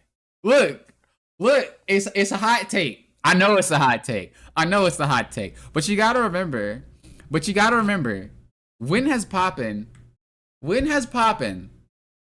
steered you guys wrong, guys. Come on. Y'all know I love y'all. Okay? Y'all know I love y'all. I'm not gonna say things just to say things. Okay? I truly believe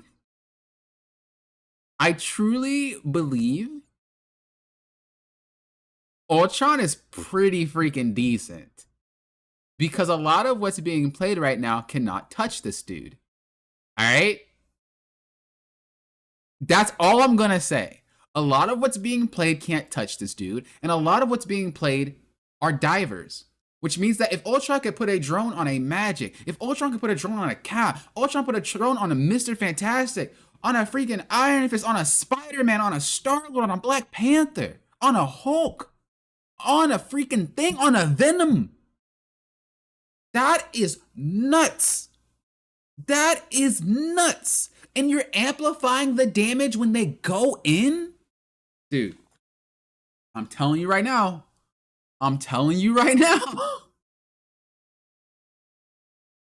This fool is strong, but a lot of players don't actually use his drones properly. And that's one thing that I do notice a lot. It is like, you really have to understand, put the drone on this guy because he's about to do this. Use the amplification because he's about to do this. He's like a mastermind strategist. He's not a heal bot. And I think when people play him, they think of him as a heal bot and I'm doing damage myself. No. You're doing damage as a complementary tool to being able to help your team do stuff. So your primary goal is helping them, and then when they're helped, you fight, right? And I think that's something that a lot of players are missing out. They just think, oh, put the heal drone on. I'm shooting. No, no, no, no, no, no. You have to actively cycle the drone around. When you start doing that, you ult right. Oh my gosh, character's gnarly. Character's nuts. Character's nuts. He's super good. He's super good. All right, next we have Phoenix. Next we have Phoenix. Again, it's a hot take. I know it's a hot take. I think I'm allowed one hot take a tier list. Yeah, I think I'm allowed one hot take a tier list, chat. Come on. Phoenix. This character is.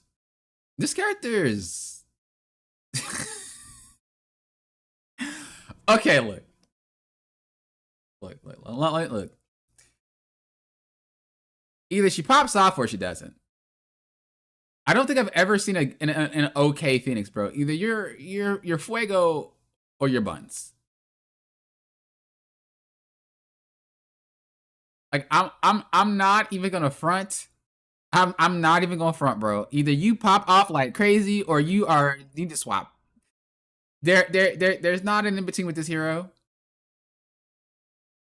But when she pops off, she is one of the most broken heroes in the game. Hands down. But if she does not pop off, she is one of the most useless heroes in the game. So, like, it's like Psylocke, bro. It's like the extreme. Except Psylocke generates value even if you suck. This character is atrocious if you suck. Phoenix is A? You guys are thinking A?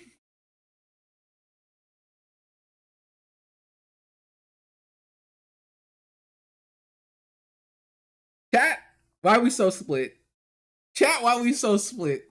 We are not on the same page whatsoever here. Oh, man.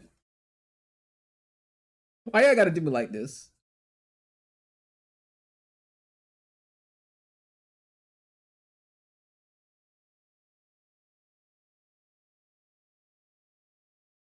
Phoenix is Hela is the same character, practically.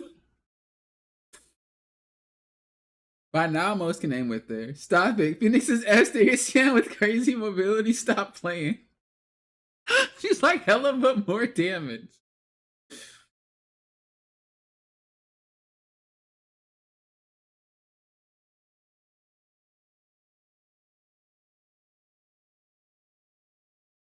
I feel like if I tell you guys my thoughts, y'all gonna riot.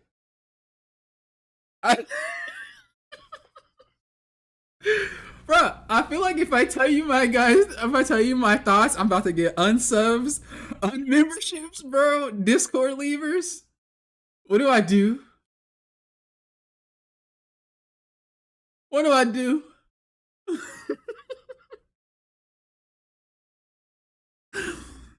Look.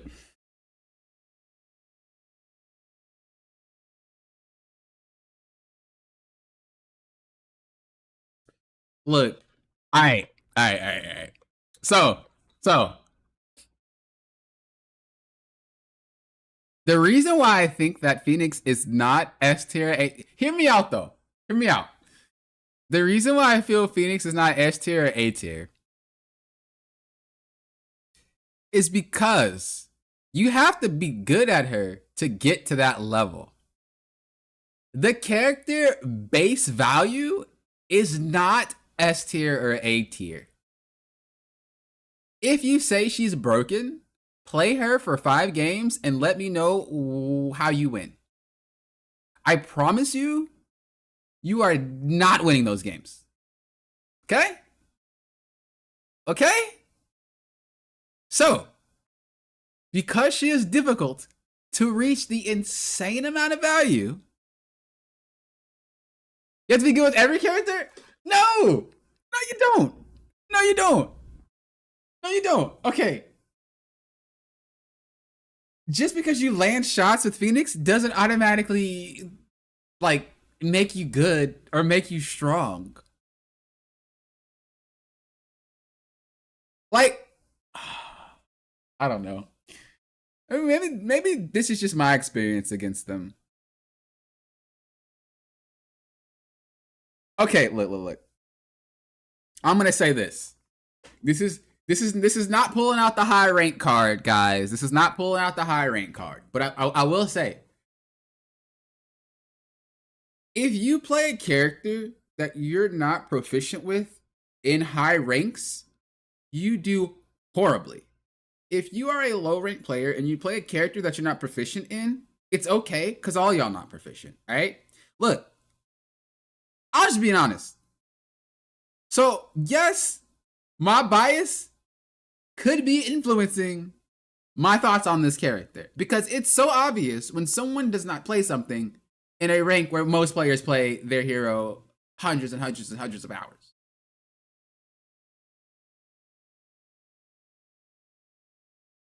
But I understand what she's capable of, okay? I understand what she's capable of though. All right? I know that she can be extremely strong. But the consistency is what I'm saying. You don't consistently see Phoenix picked and she's popping off every single game. You don't see it. You don't see it, bros. You don't see it.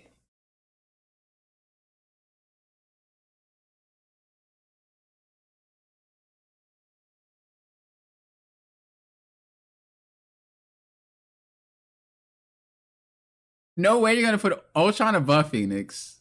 Oh, that is true. That is true. I kind of shot myself in the foot with that one, huh? Hmm.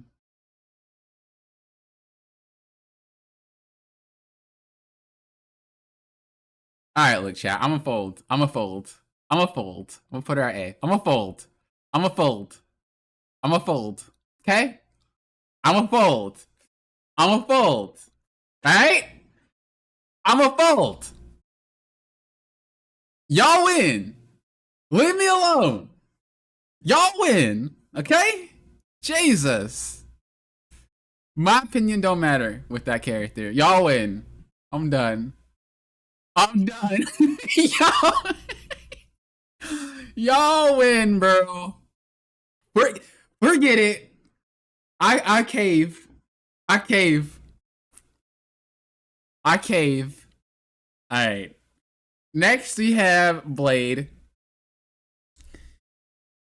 So with Blade, they gave him a lot of buffs.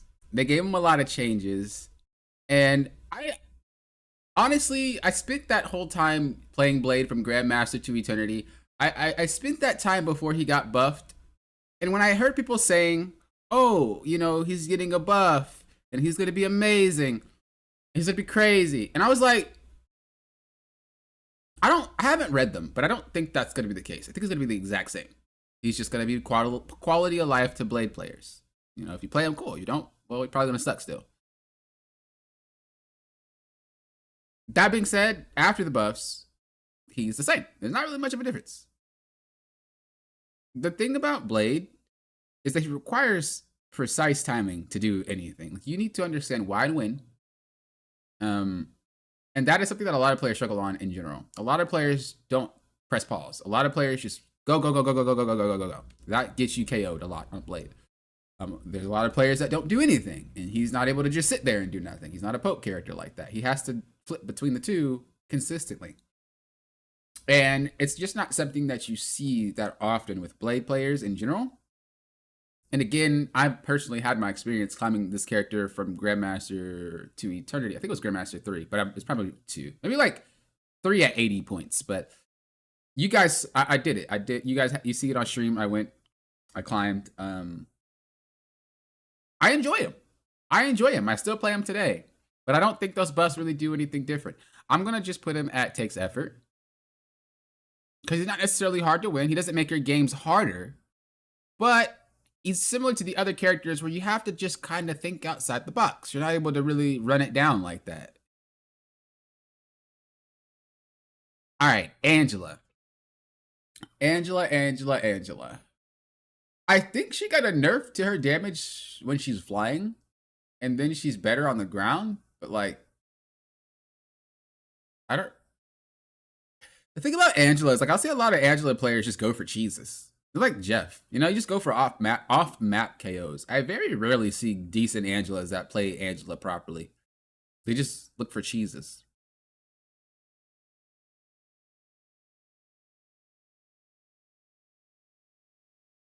This was hard. I had a little Angela arc myself, and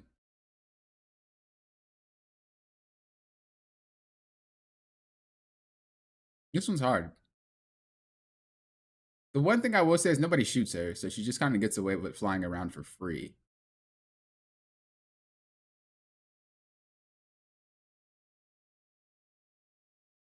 A great Angela is hard to deal with. I agree. A good blade is decent, not really scary. Okay, fair. I agree.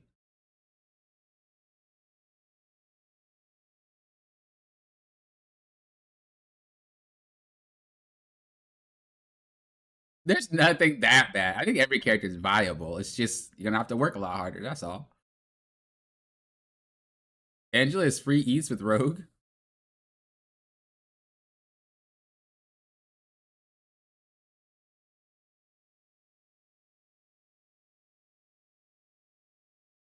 Groot should be an S. He can carry a whole lobby. I don't think so. If you're playing Thing, Fantastic, or Namor, Angela just plays the game for free.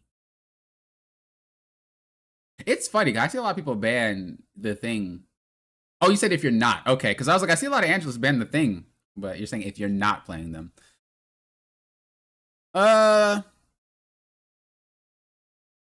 This one's hard because I don't really struggle against her myself. I'm gonna leave this one to you guys. You guys saying a lot. Okay, all at once, guys. What are we thinking? I'm gonna leave this one to you guys because I honestly don't struggle against her. I don't see her as a problem at all.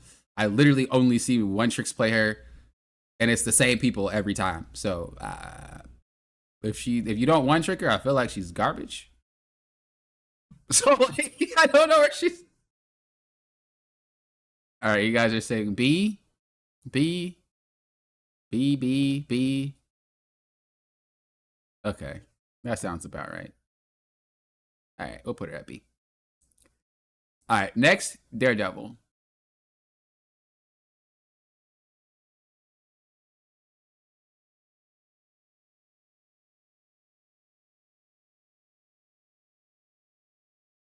Next, Gambit. So Gambit, he got nerfed a few times, and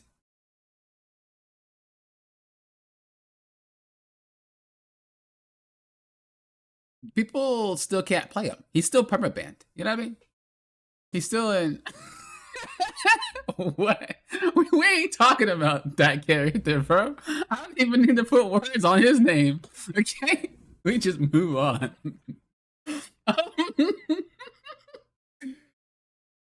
People still ban him. I personally don't know if we should still keep banning him. I don't know if this is just leftover residue from last season of like, well, we always ban him, so we just keep banning him, and it's just like default brain mindset where we just keep banning the character.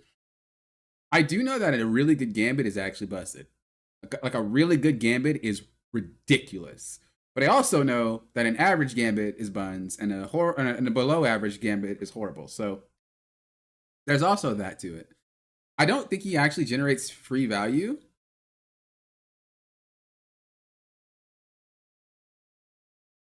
Okay, I'm gonna ask you guys this all at once in like 4 words.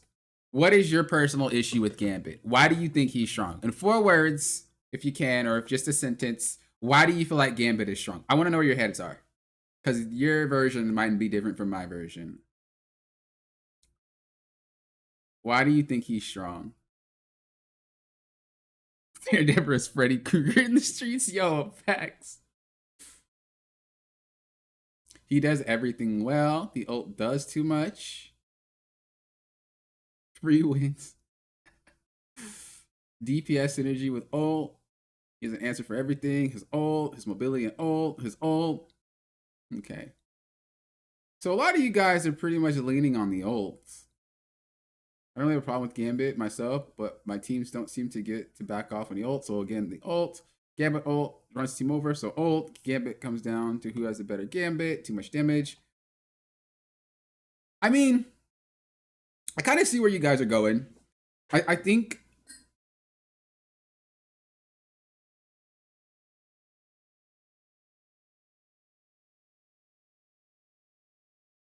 This one's hard because it really just comes down to how good you are. He doesn't actually serve purpose if you suck.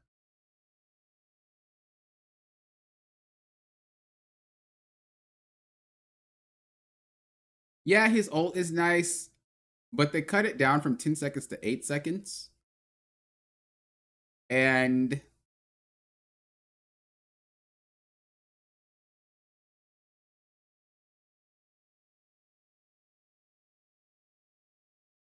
is it fair to rank a character because of their ultimate? Because if that were so, Hawkeye would probably just be S, yeah? The Thing would be S, yeah? Cap would be S, yeah? So is it fair to say, oh, well, the character himself is kind of mid, but his ultimate is ridiculous? You know what I mean? Like, is that... Should that be what we're doing here? Because I've had some Gambits on my team that were atrocious, bro. And let me tell you, I wish that they swapped off.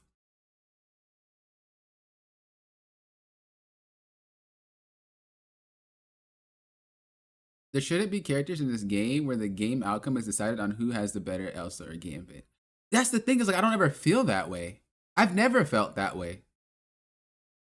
Now, if you have a Loki and he's copying Gambit, I see the frustration with the ultimates, because that's just ridiculous. But I personally don't, I've never thought of like, oh, Gambit is super strong that we just lose because they have it and we don't, or we just lose because theirs is better than ours.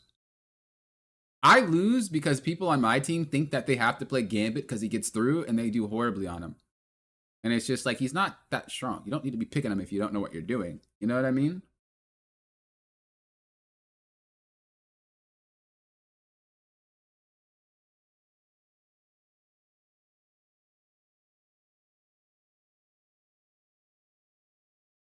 Yeah, Pepper Snap. That's what I'm saying. Is like a... The ult I understand, guys. Look, don't get me wrong. I'm not oblivious to the ult. But the rest of the character itself, he's not a heal bot. You know what I mean? He's not easy. Right? I mean, he's not some crazy hard character. Don't get me wrong. But I just mean, like, you can't suck. You can't suck and say, oh, I'm good. Like, it doesn't happen. You have to be good at Gambit. But a good Gambit is broken. This is why it's hard. Is because the general... What is this dude's win rate? I'm gonna just look at that real quick. I don't usually place characters off win rates, but I'm actually genuinely curious where this fool sits at.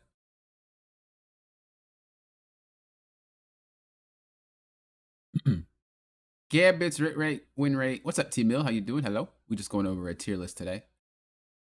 Gambit's win rate. Where is he? I don't even see him on the tier list or on the hot list. Magik at the top, as usual. Stupid character. Gambit's win rate is 50% on PC. Gambit's win rate is 50% on console. So I'm going to lean towards what I already said. And you guys might hate me for this one, but I'm sorry. I don't think he's bad. I don't think his ult is bad. I just think if you suck, he does nothing. And so it's really unfair to say that a character should be ranked higher because the player is good. That just doesn't make any sense to me. I'm going to put him at B. He is not bad. Again, my tier list is not based off who's bad or who is good. It is based off of how consistent can you get your wins. The average Gambit player is not good enough to win all their games. An insane Gambit player is really good, and I've seen them. But on average, bro, I do not see him do as well as you guys think that he does. And I'm going to use that as the way to place him. And I know you guys might not agree.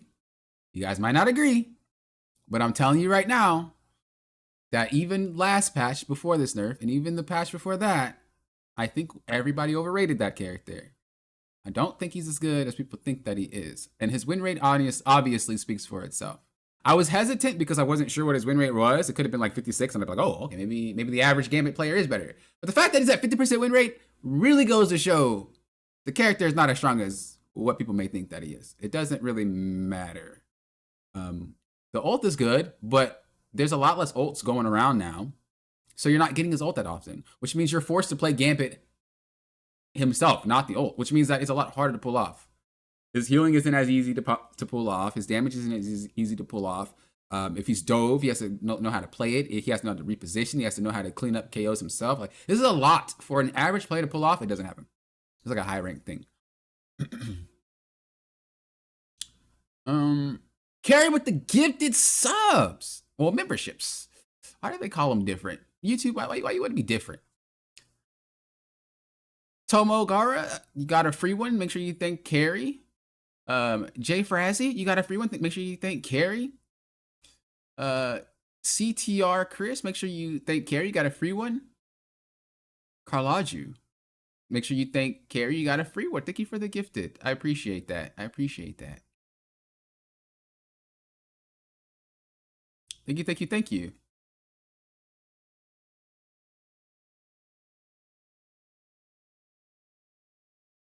But yeah.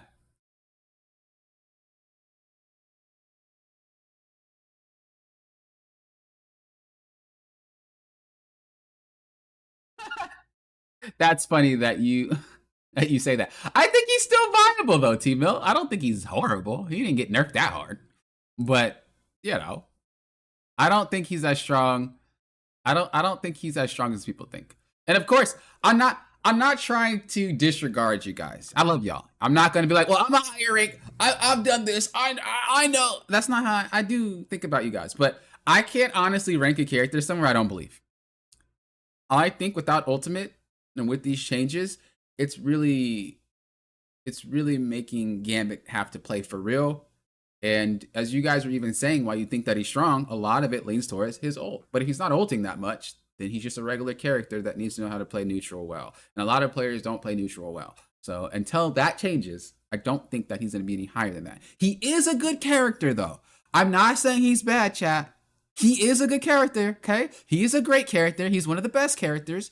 But consistency matters more, okay? I want you to look at the tier list and be like, well, Poppin says this is S, so if I play this, I should be able to get, more wins with less effort. If I play something that's in D, it means I'm going to have to work a little bit harder, but it's still win. I can still do it. I just have to work harder. Like, I want you to look at it and just be like, okay, I understand.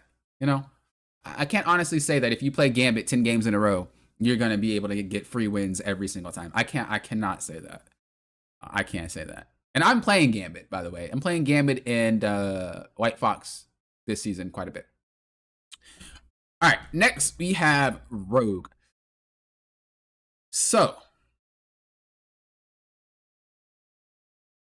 Rogue is... If we ranked based off ult, Penny would be buns. Fair. Rogue is... I feel like she's one of those characters who just suck unless you're really good. Like, there's no in between with this character, bro. Either you're garbage or you're not. But even when you're not garbage, I feel she still doesn't really do anything. And I could be coping. Chat, of course, let me know your thoughts. But honestly, I feel like even if you're a good rogue, bro, I don't care. Like, if you're bad, you're useless. If you're good, I don't really care. More power to you. You're not scary. I think this character just requires a lot of follow-up. Maybe once in a blue moon, I'll see a rogue straight stomp a lobby. But like, bruh, you need follow-up. You're not doing everything yourself.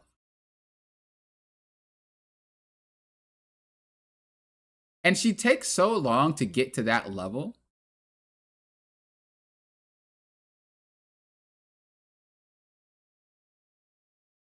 Hot take D for me. You guys are thinking C.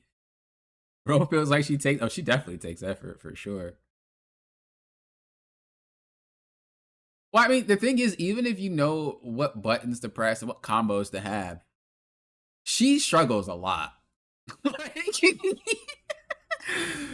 Bro, she's a melee character with no buttons to like do anything at range, which means that when you're in, you're either playing the Matrix trying to dodge every shot with your abilities, or you're in and you're in. You're there. You're there, bro. The difference between her and Thor is like Thor has options, but Thor also can just kind of like wiggle around for free and overshield themselves. Bro, just bro, there's a lot to that character, and even then, I just feel like you're not rewarded for how much effort you put in. Whereas there's some other characters that you don't really have to put a lot of effort in, and you get way more out of them, just way more out of them.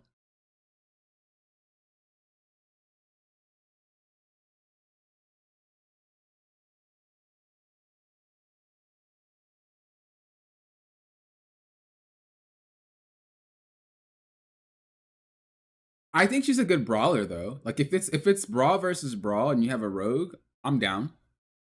But if it's rogue into poke, if it's rogue into dive, I feel like she suffers a lot because if it's poke, what are you gonna do? If it's dive, they'll probably hit faster than you can react, and then by the time they're gone, you're on a 12-second cooldown or something crazy obnoxious like that. You know what I mean? So her cooldowns are way too high. She has no real way to do anything reliably. The only time she really works is if you just fight her. like, like that's really what it is, bro. You just fight her. I don't think she's bad. I actually think she's a really good character, but you have to know a lot about the game and a lot about your matchups and a lot about your thought process. There's just a lot, a lot. And even then, you still might not get rewarded for it regardless. You might still just be at the short end of the stick. So I'm going to put her at C. Again, it does not mean the character is bad, guys. Don't want you guys thinking that I'm saying that these characters need buffs or something like that. I'm just saying consistency is the key. If you were to look at this tier list and you were to go based off of what is more consistent for you, it's off that. It's not off, oh, well, they need a buff. Oh, they need a nerf. It's just consistency. Just consistency. All right.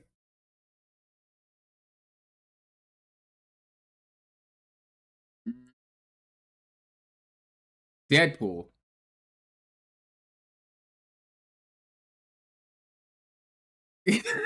Cretan, you're stupid. I got 108 hours on her. She's tough. You can play more cover into poke, easier to get value on other characters. Yeah, it's way easier to get value on other characters than her.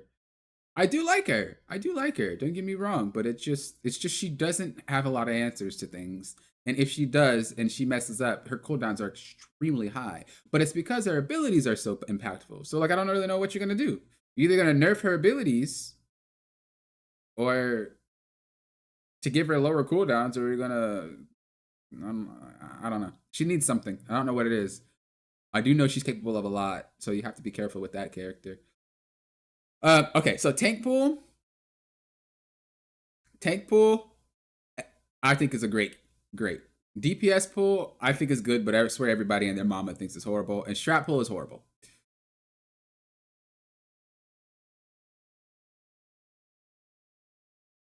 It's literally 1 out of 3, apparently. Um,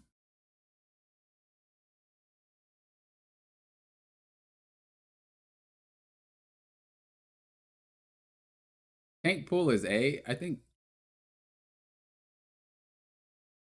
think tank pool is A with the potential to be S if you're an amazing player.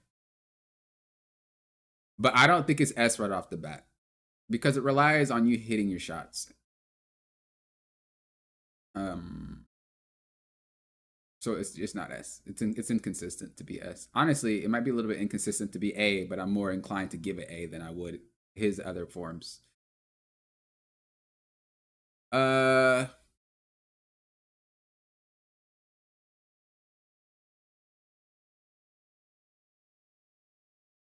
Strapple is B. Murray, bruh. I love you, but bruh, you wildin'. That is the most F tier freaking Strapple. Gotta go. I hate that. All right, I'm gonna put him. It's not separated, so we kind of have to lump them all together. Overall B, I don't know, Carrie. The thing about this is like he requires a player to be good. If you have to be good for a character to do well, that's not really a good tier placement. You know what I mean? Like you should be okay to play on average. But if I place these characters based off, well, you just have to be good at the character, it's kind of like cheating because all these characters can technically be S if you're extremely good at the character. Yeah, it's kind of cheating in that regard. It's got to be like, well, how good is the average player base at playing this character, more or less? And more often than not,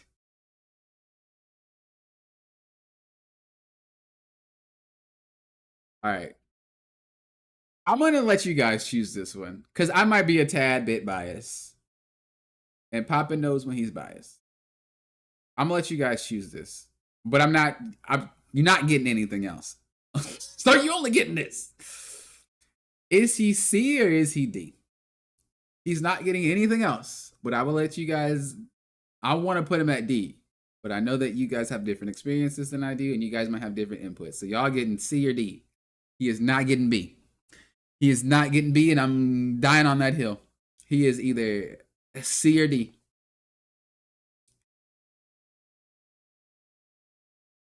He is C or D, bros. Not in this tier list. You guys are getting one or the other. We can't put him at C. His other forms, bro. You can't know. I'm not moving. I'm not moving, bro. I'm not moving. Put him at S and I'll give 20. A and 10 more. Carry. You're not buying. Look, one thing about me, and maybe why you guys like watching me, is because I say what I believe, regardless of what anybody else says. Okay? I could be 1,000% wrong. I'm not saying I'm right, but I do not follow anything. I say what I believe. I do not believe this character, on an average level, is B, A, or S. He, on an average level, he is C, and bias for me takes D. So y'all got C or D. That's all. That's all I'm giving y'all. Okay? I don't care. Shink says C plus. I'm only saying D because I got bias. So I want to let you guys say if you guys truly believe it's C. If you guys truly believe it's C, I'm gonna give you guys C. If you guys truly believe C, I'll give you guys C. But he's not getting nothing higher than that. Strat pull is atrocious. That's already strike one against that character. DPS pull I actually think is pretty decent, and tank pull I do think is good too. But an average player playing Deadpool, guys, is not B or A, and is definitely not S. I'm telling you, if you're telling me, if you guys can honestly say that whenever I have Deadpool in my game, I win more often than not when I'm not Deadpool. If you guys can honestly say that, I will give you B. But you guys cannot lie to me. If you guys can say more often than not, whenever I have any of the Deadpools on my team, I am winning more often than I lose, I will give you B. But if you guys cannot honestly say that to me, he's gonna stick with C. Okay? I lose with that character way more than I win with him. Okay? I do not. It's not to say that I think the character tank pull is bad or anything like that, because I do think he's good. But I'm just saying, the average player is not playing him to that level. So, you never see DPS pull? I rarely see them too. See in good hands, losing more often than winning, and especially with strat pull on my team. Yeah, strat pull is stupid.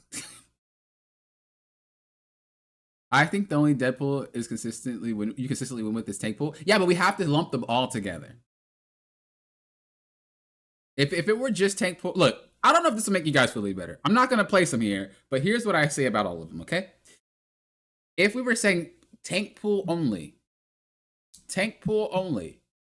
I would probably put them at A, or if anything, high B. If we're saying DPS pool, I'd probably put them at B or high C. If we're saying strat pool, I'd put them at D. Okay? But if we're lumping them together, I'm going to have to just put them at C. I'm going to have to just put them at C. Okay? I can't honestly say that character thrives as much as people might think. The only time I see him do well is if he's one trick. But that being a one trick should not be how your character is tiered, I think, in my opinion. If you play him better, does he get higher? Yeah, for sure. But just as an average Deadpool player, they don't perform. If you love him, that's an average of B. Fair. but we're gonna say C. Alright, Elsa. So Elsa dropped. We talked about, dude, the Glartrox is busted. Everybody was like, popping. No, it's not. I'm like, bro, that ult is stupid. They then hotfixed the Glartrox instantly, and I was like, I told y'all. But I did put my foot in my mouth when I said, I think Elsa's not that bad kit-wise. I think her Glartrox is the only problem. One season deep. One season deep, bro. Oh my god. Was I wrong? Okay? This character was stupid. So they did nerf her. They nerfed her HP. And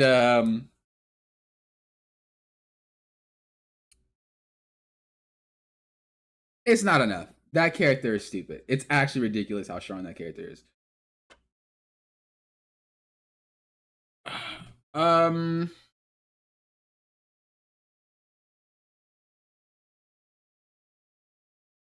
I will say with this chat is that this season I haven't struggled against her as much. But if they are a one trick or they're really good, she's really broken. I think Daredevil is busted even in the wrong hands. Elsa, I feel like it's just, she's good, but she's really only busted if you're really good. And I think with that, I don't think I put her at S. Could be hot take. I hate the character, don't get me wrong. I crash out every time. When you guys watch, I hate her. But we've been having to let a few characters slip through because people aren't banning good characters, and she's one of them. And really, she's only a problem if she's extremely good at the character. Otherwise, she's not necessarily an issue. So she has the tools. You just have to know how to use them, I guess. I'm gonna put her at A, but like A plus, because I think she's giga strong. It's just this season, it seems like people aren't really struggling with her as much as they used to. I think because they got used to the Glartrox or something. Or a lot of characters don't really need to get too close to her anymore. Because that's what she struggles with. She struggles with poke.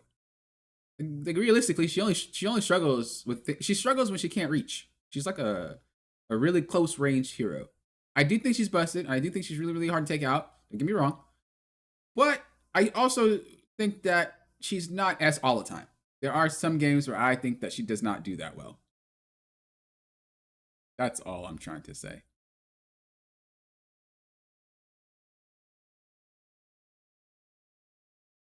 Yeah, 60 kill and 60k damage. But look, that's not every game though, right? That's not every game. I do think she straddles between S and A though. But I just don't think I can fully put her into S right now, based off everything.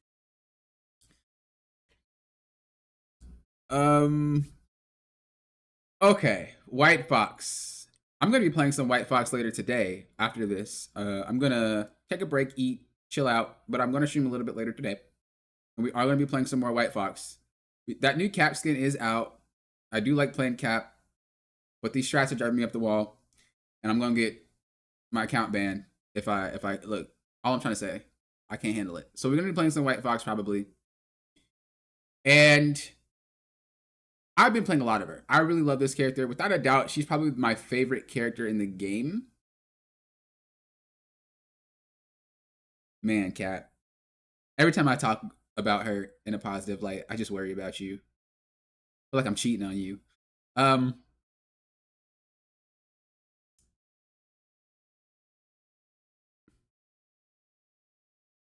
she seems to just be able to do a lot, right? Cap, I swear, Cap just is limited. But White Fox just feels like she could just do whatever she wants. It's so nice. It's lovely. I feel like I have way more impact. Um,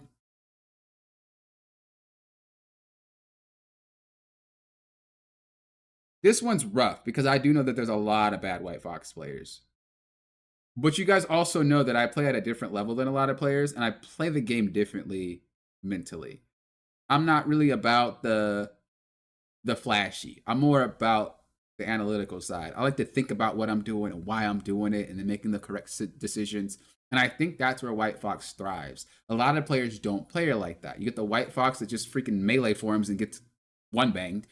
Well, I don't even know why they do that, honestly. Like, what are you doing? Or you have the White Fox that doesn't do anything but try to heal bot, but she doesn't do enough healing to just heal bot. Or you have the White Fox that teleports into the front line and gets one shot. So, I mean,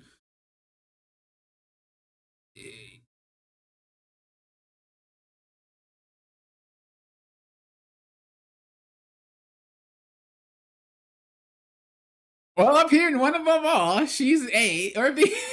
Carrie, you're stupid. Uh,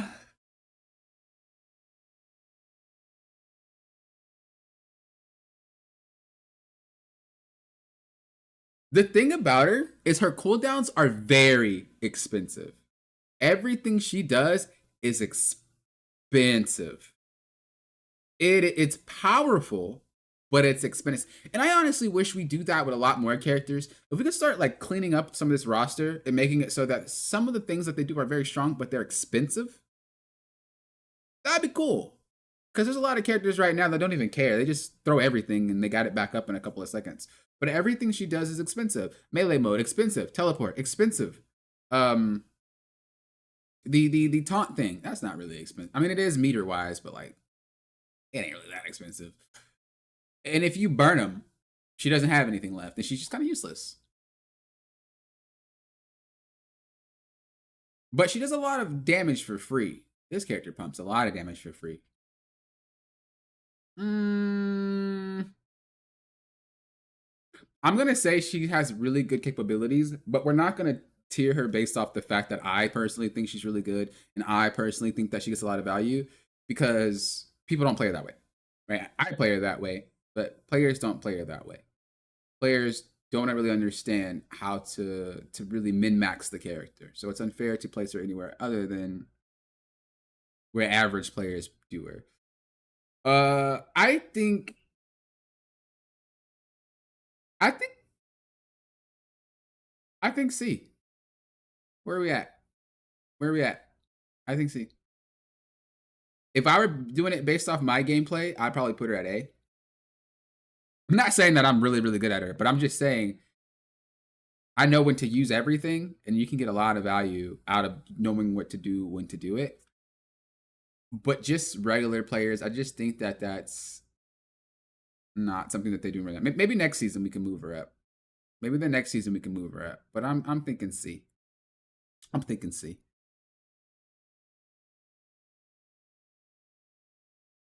Do we agree, disagree? Speak now or forever hold your peace. Where are we? Where are we? Where are we at? If anything, I'll put her at high C. I put her high C for the average player, because I see a lot of them on my team and they don't really do well. I'm not even gonna lie, they don't. I would just wish that they swap. I hate when they ult and then they get one shot out their ult. It's kind of like, well, that's cool. C or B. She feels fair from what I've seen. Yeah, she just yeah. I think once the player base gets better, she'll get better. But I think at the moment, the average player is just kind of like, yeah, whatever. So this is where we're at. This is where we're at. Everything's lined up. We have free wins. These are the characters that if you play, you will win more often than you lose just by playing them.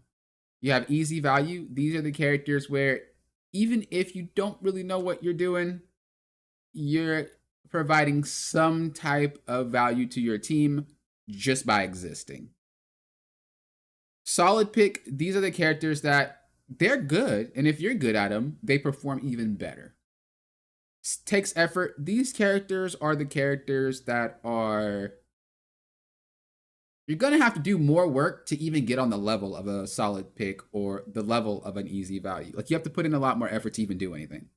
And then hard to win with, objectively having these characters in your game makes the game harder to win.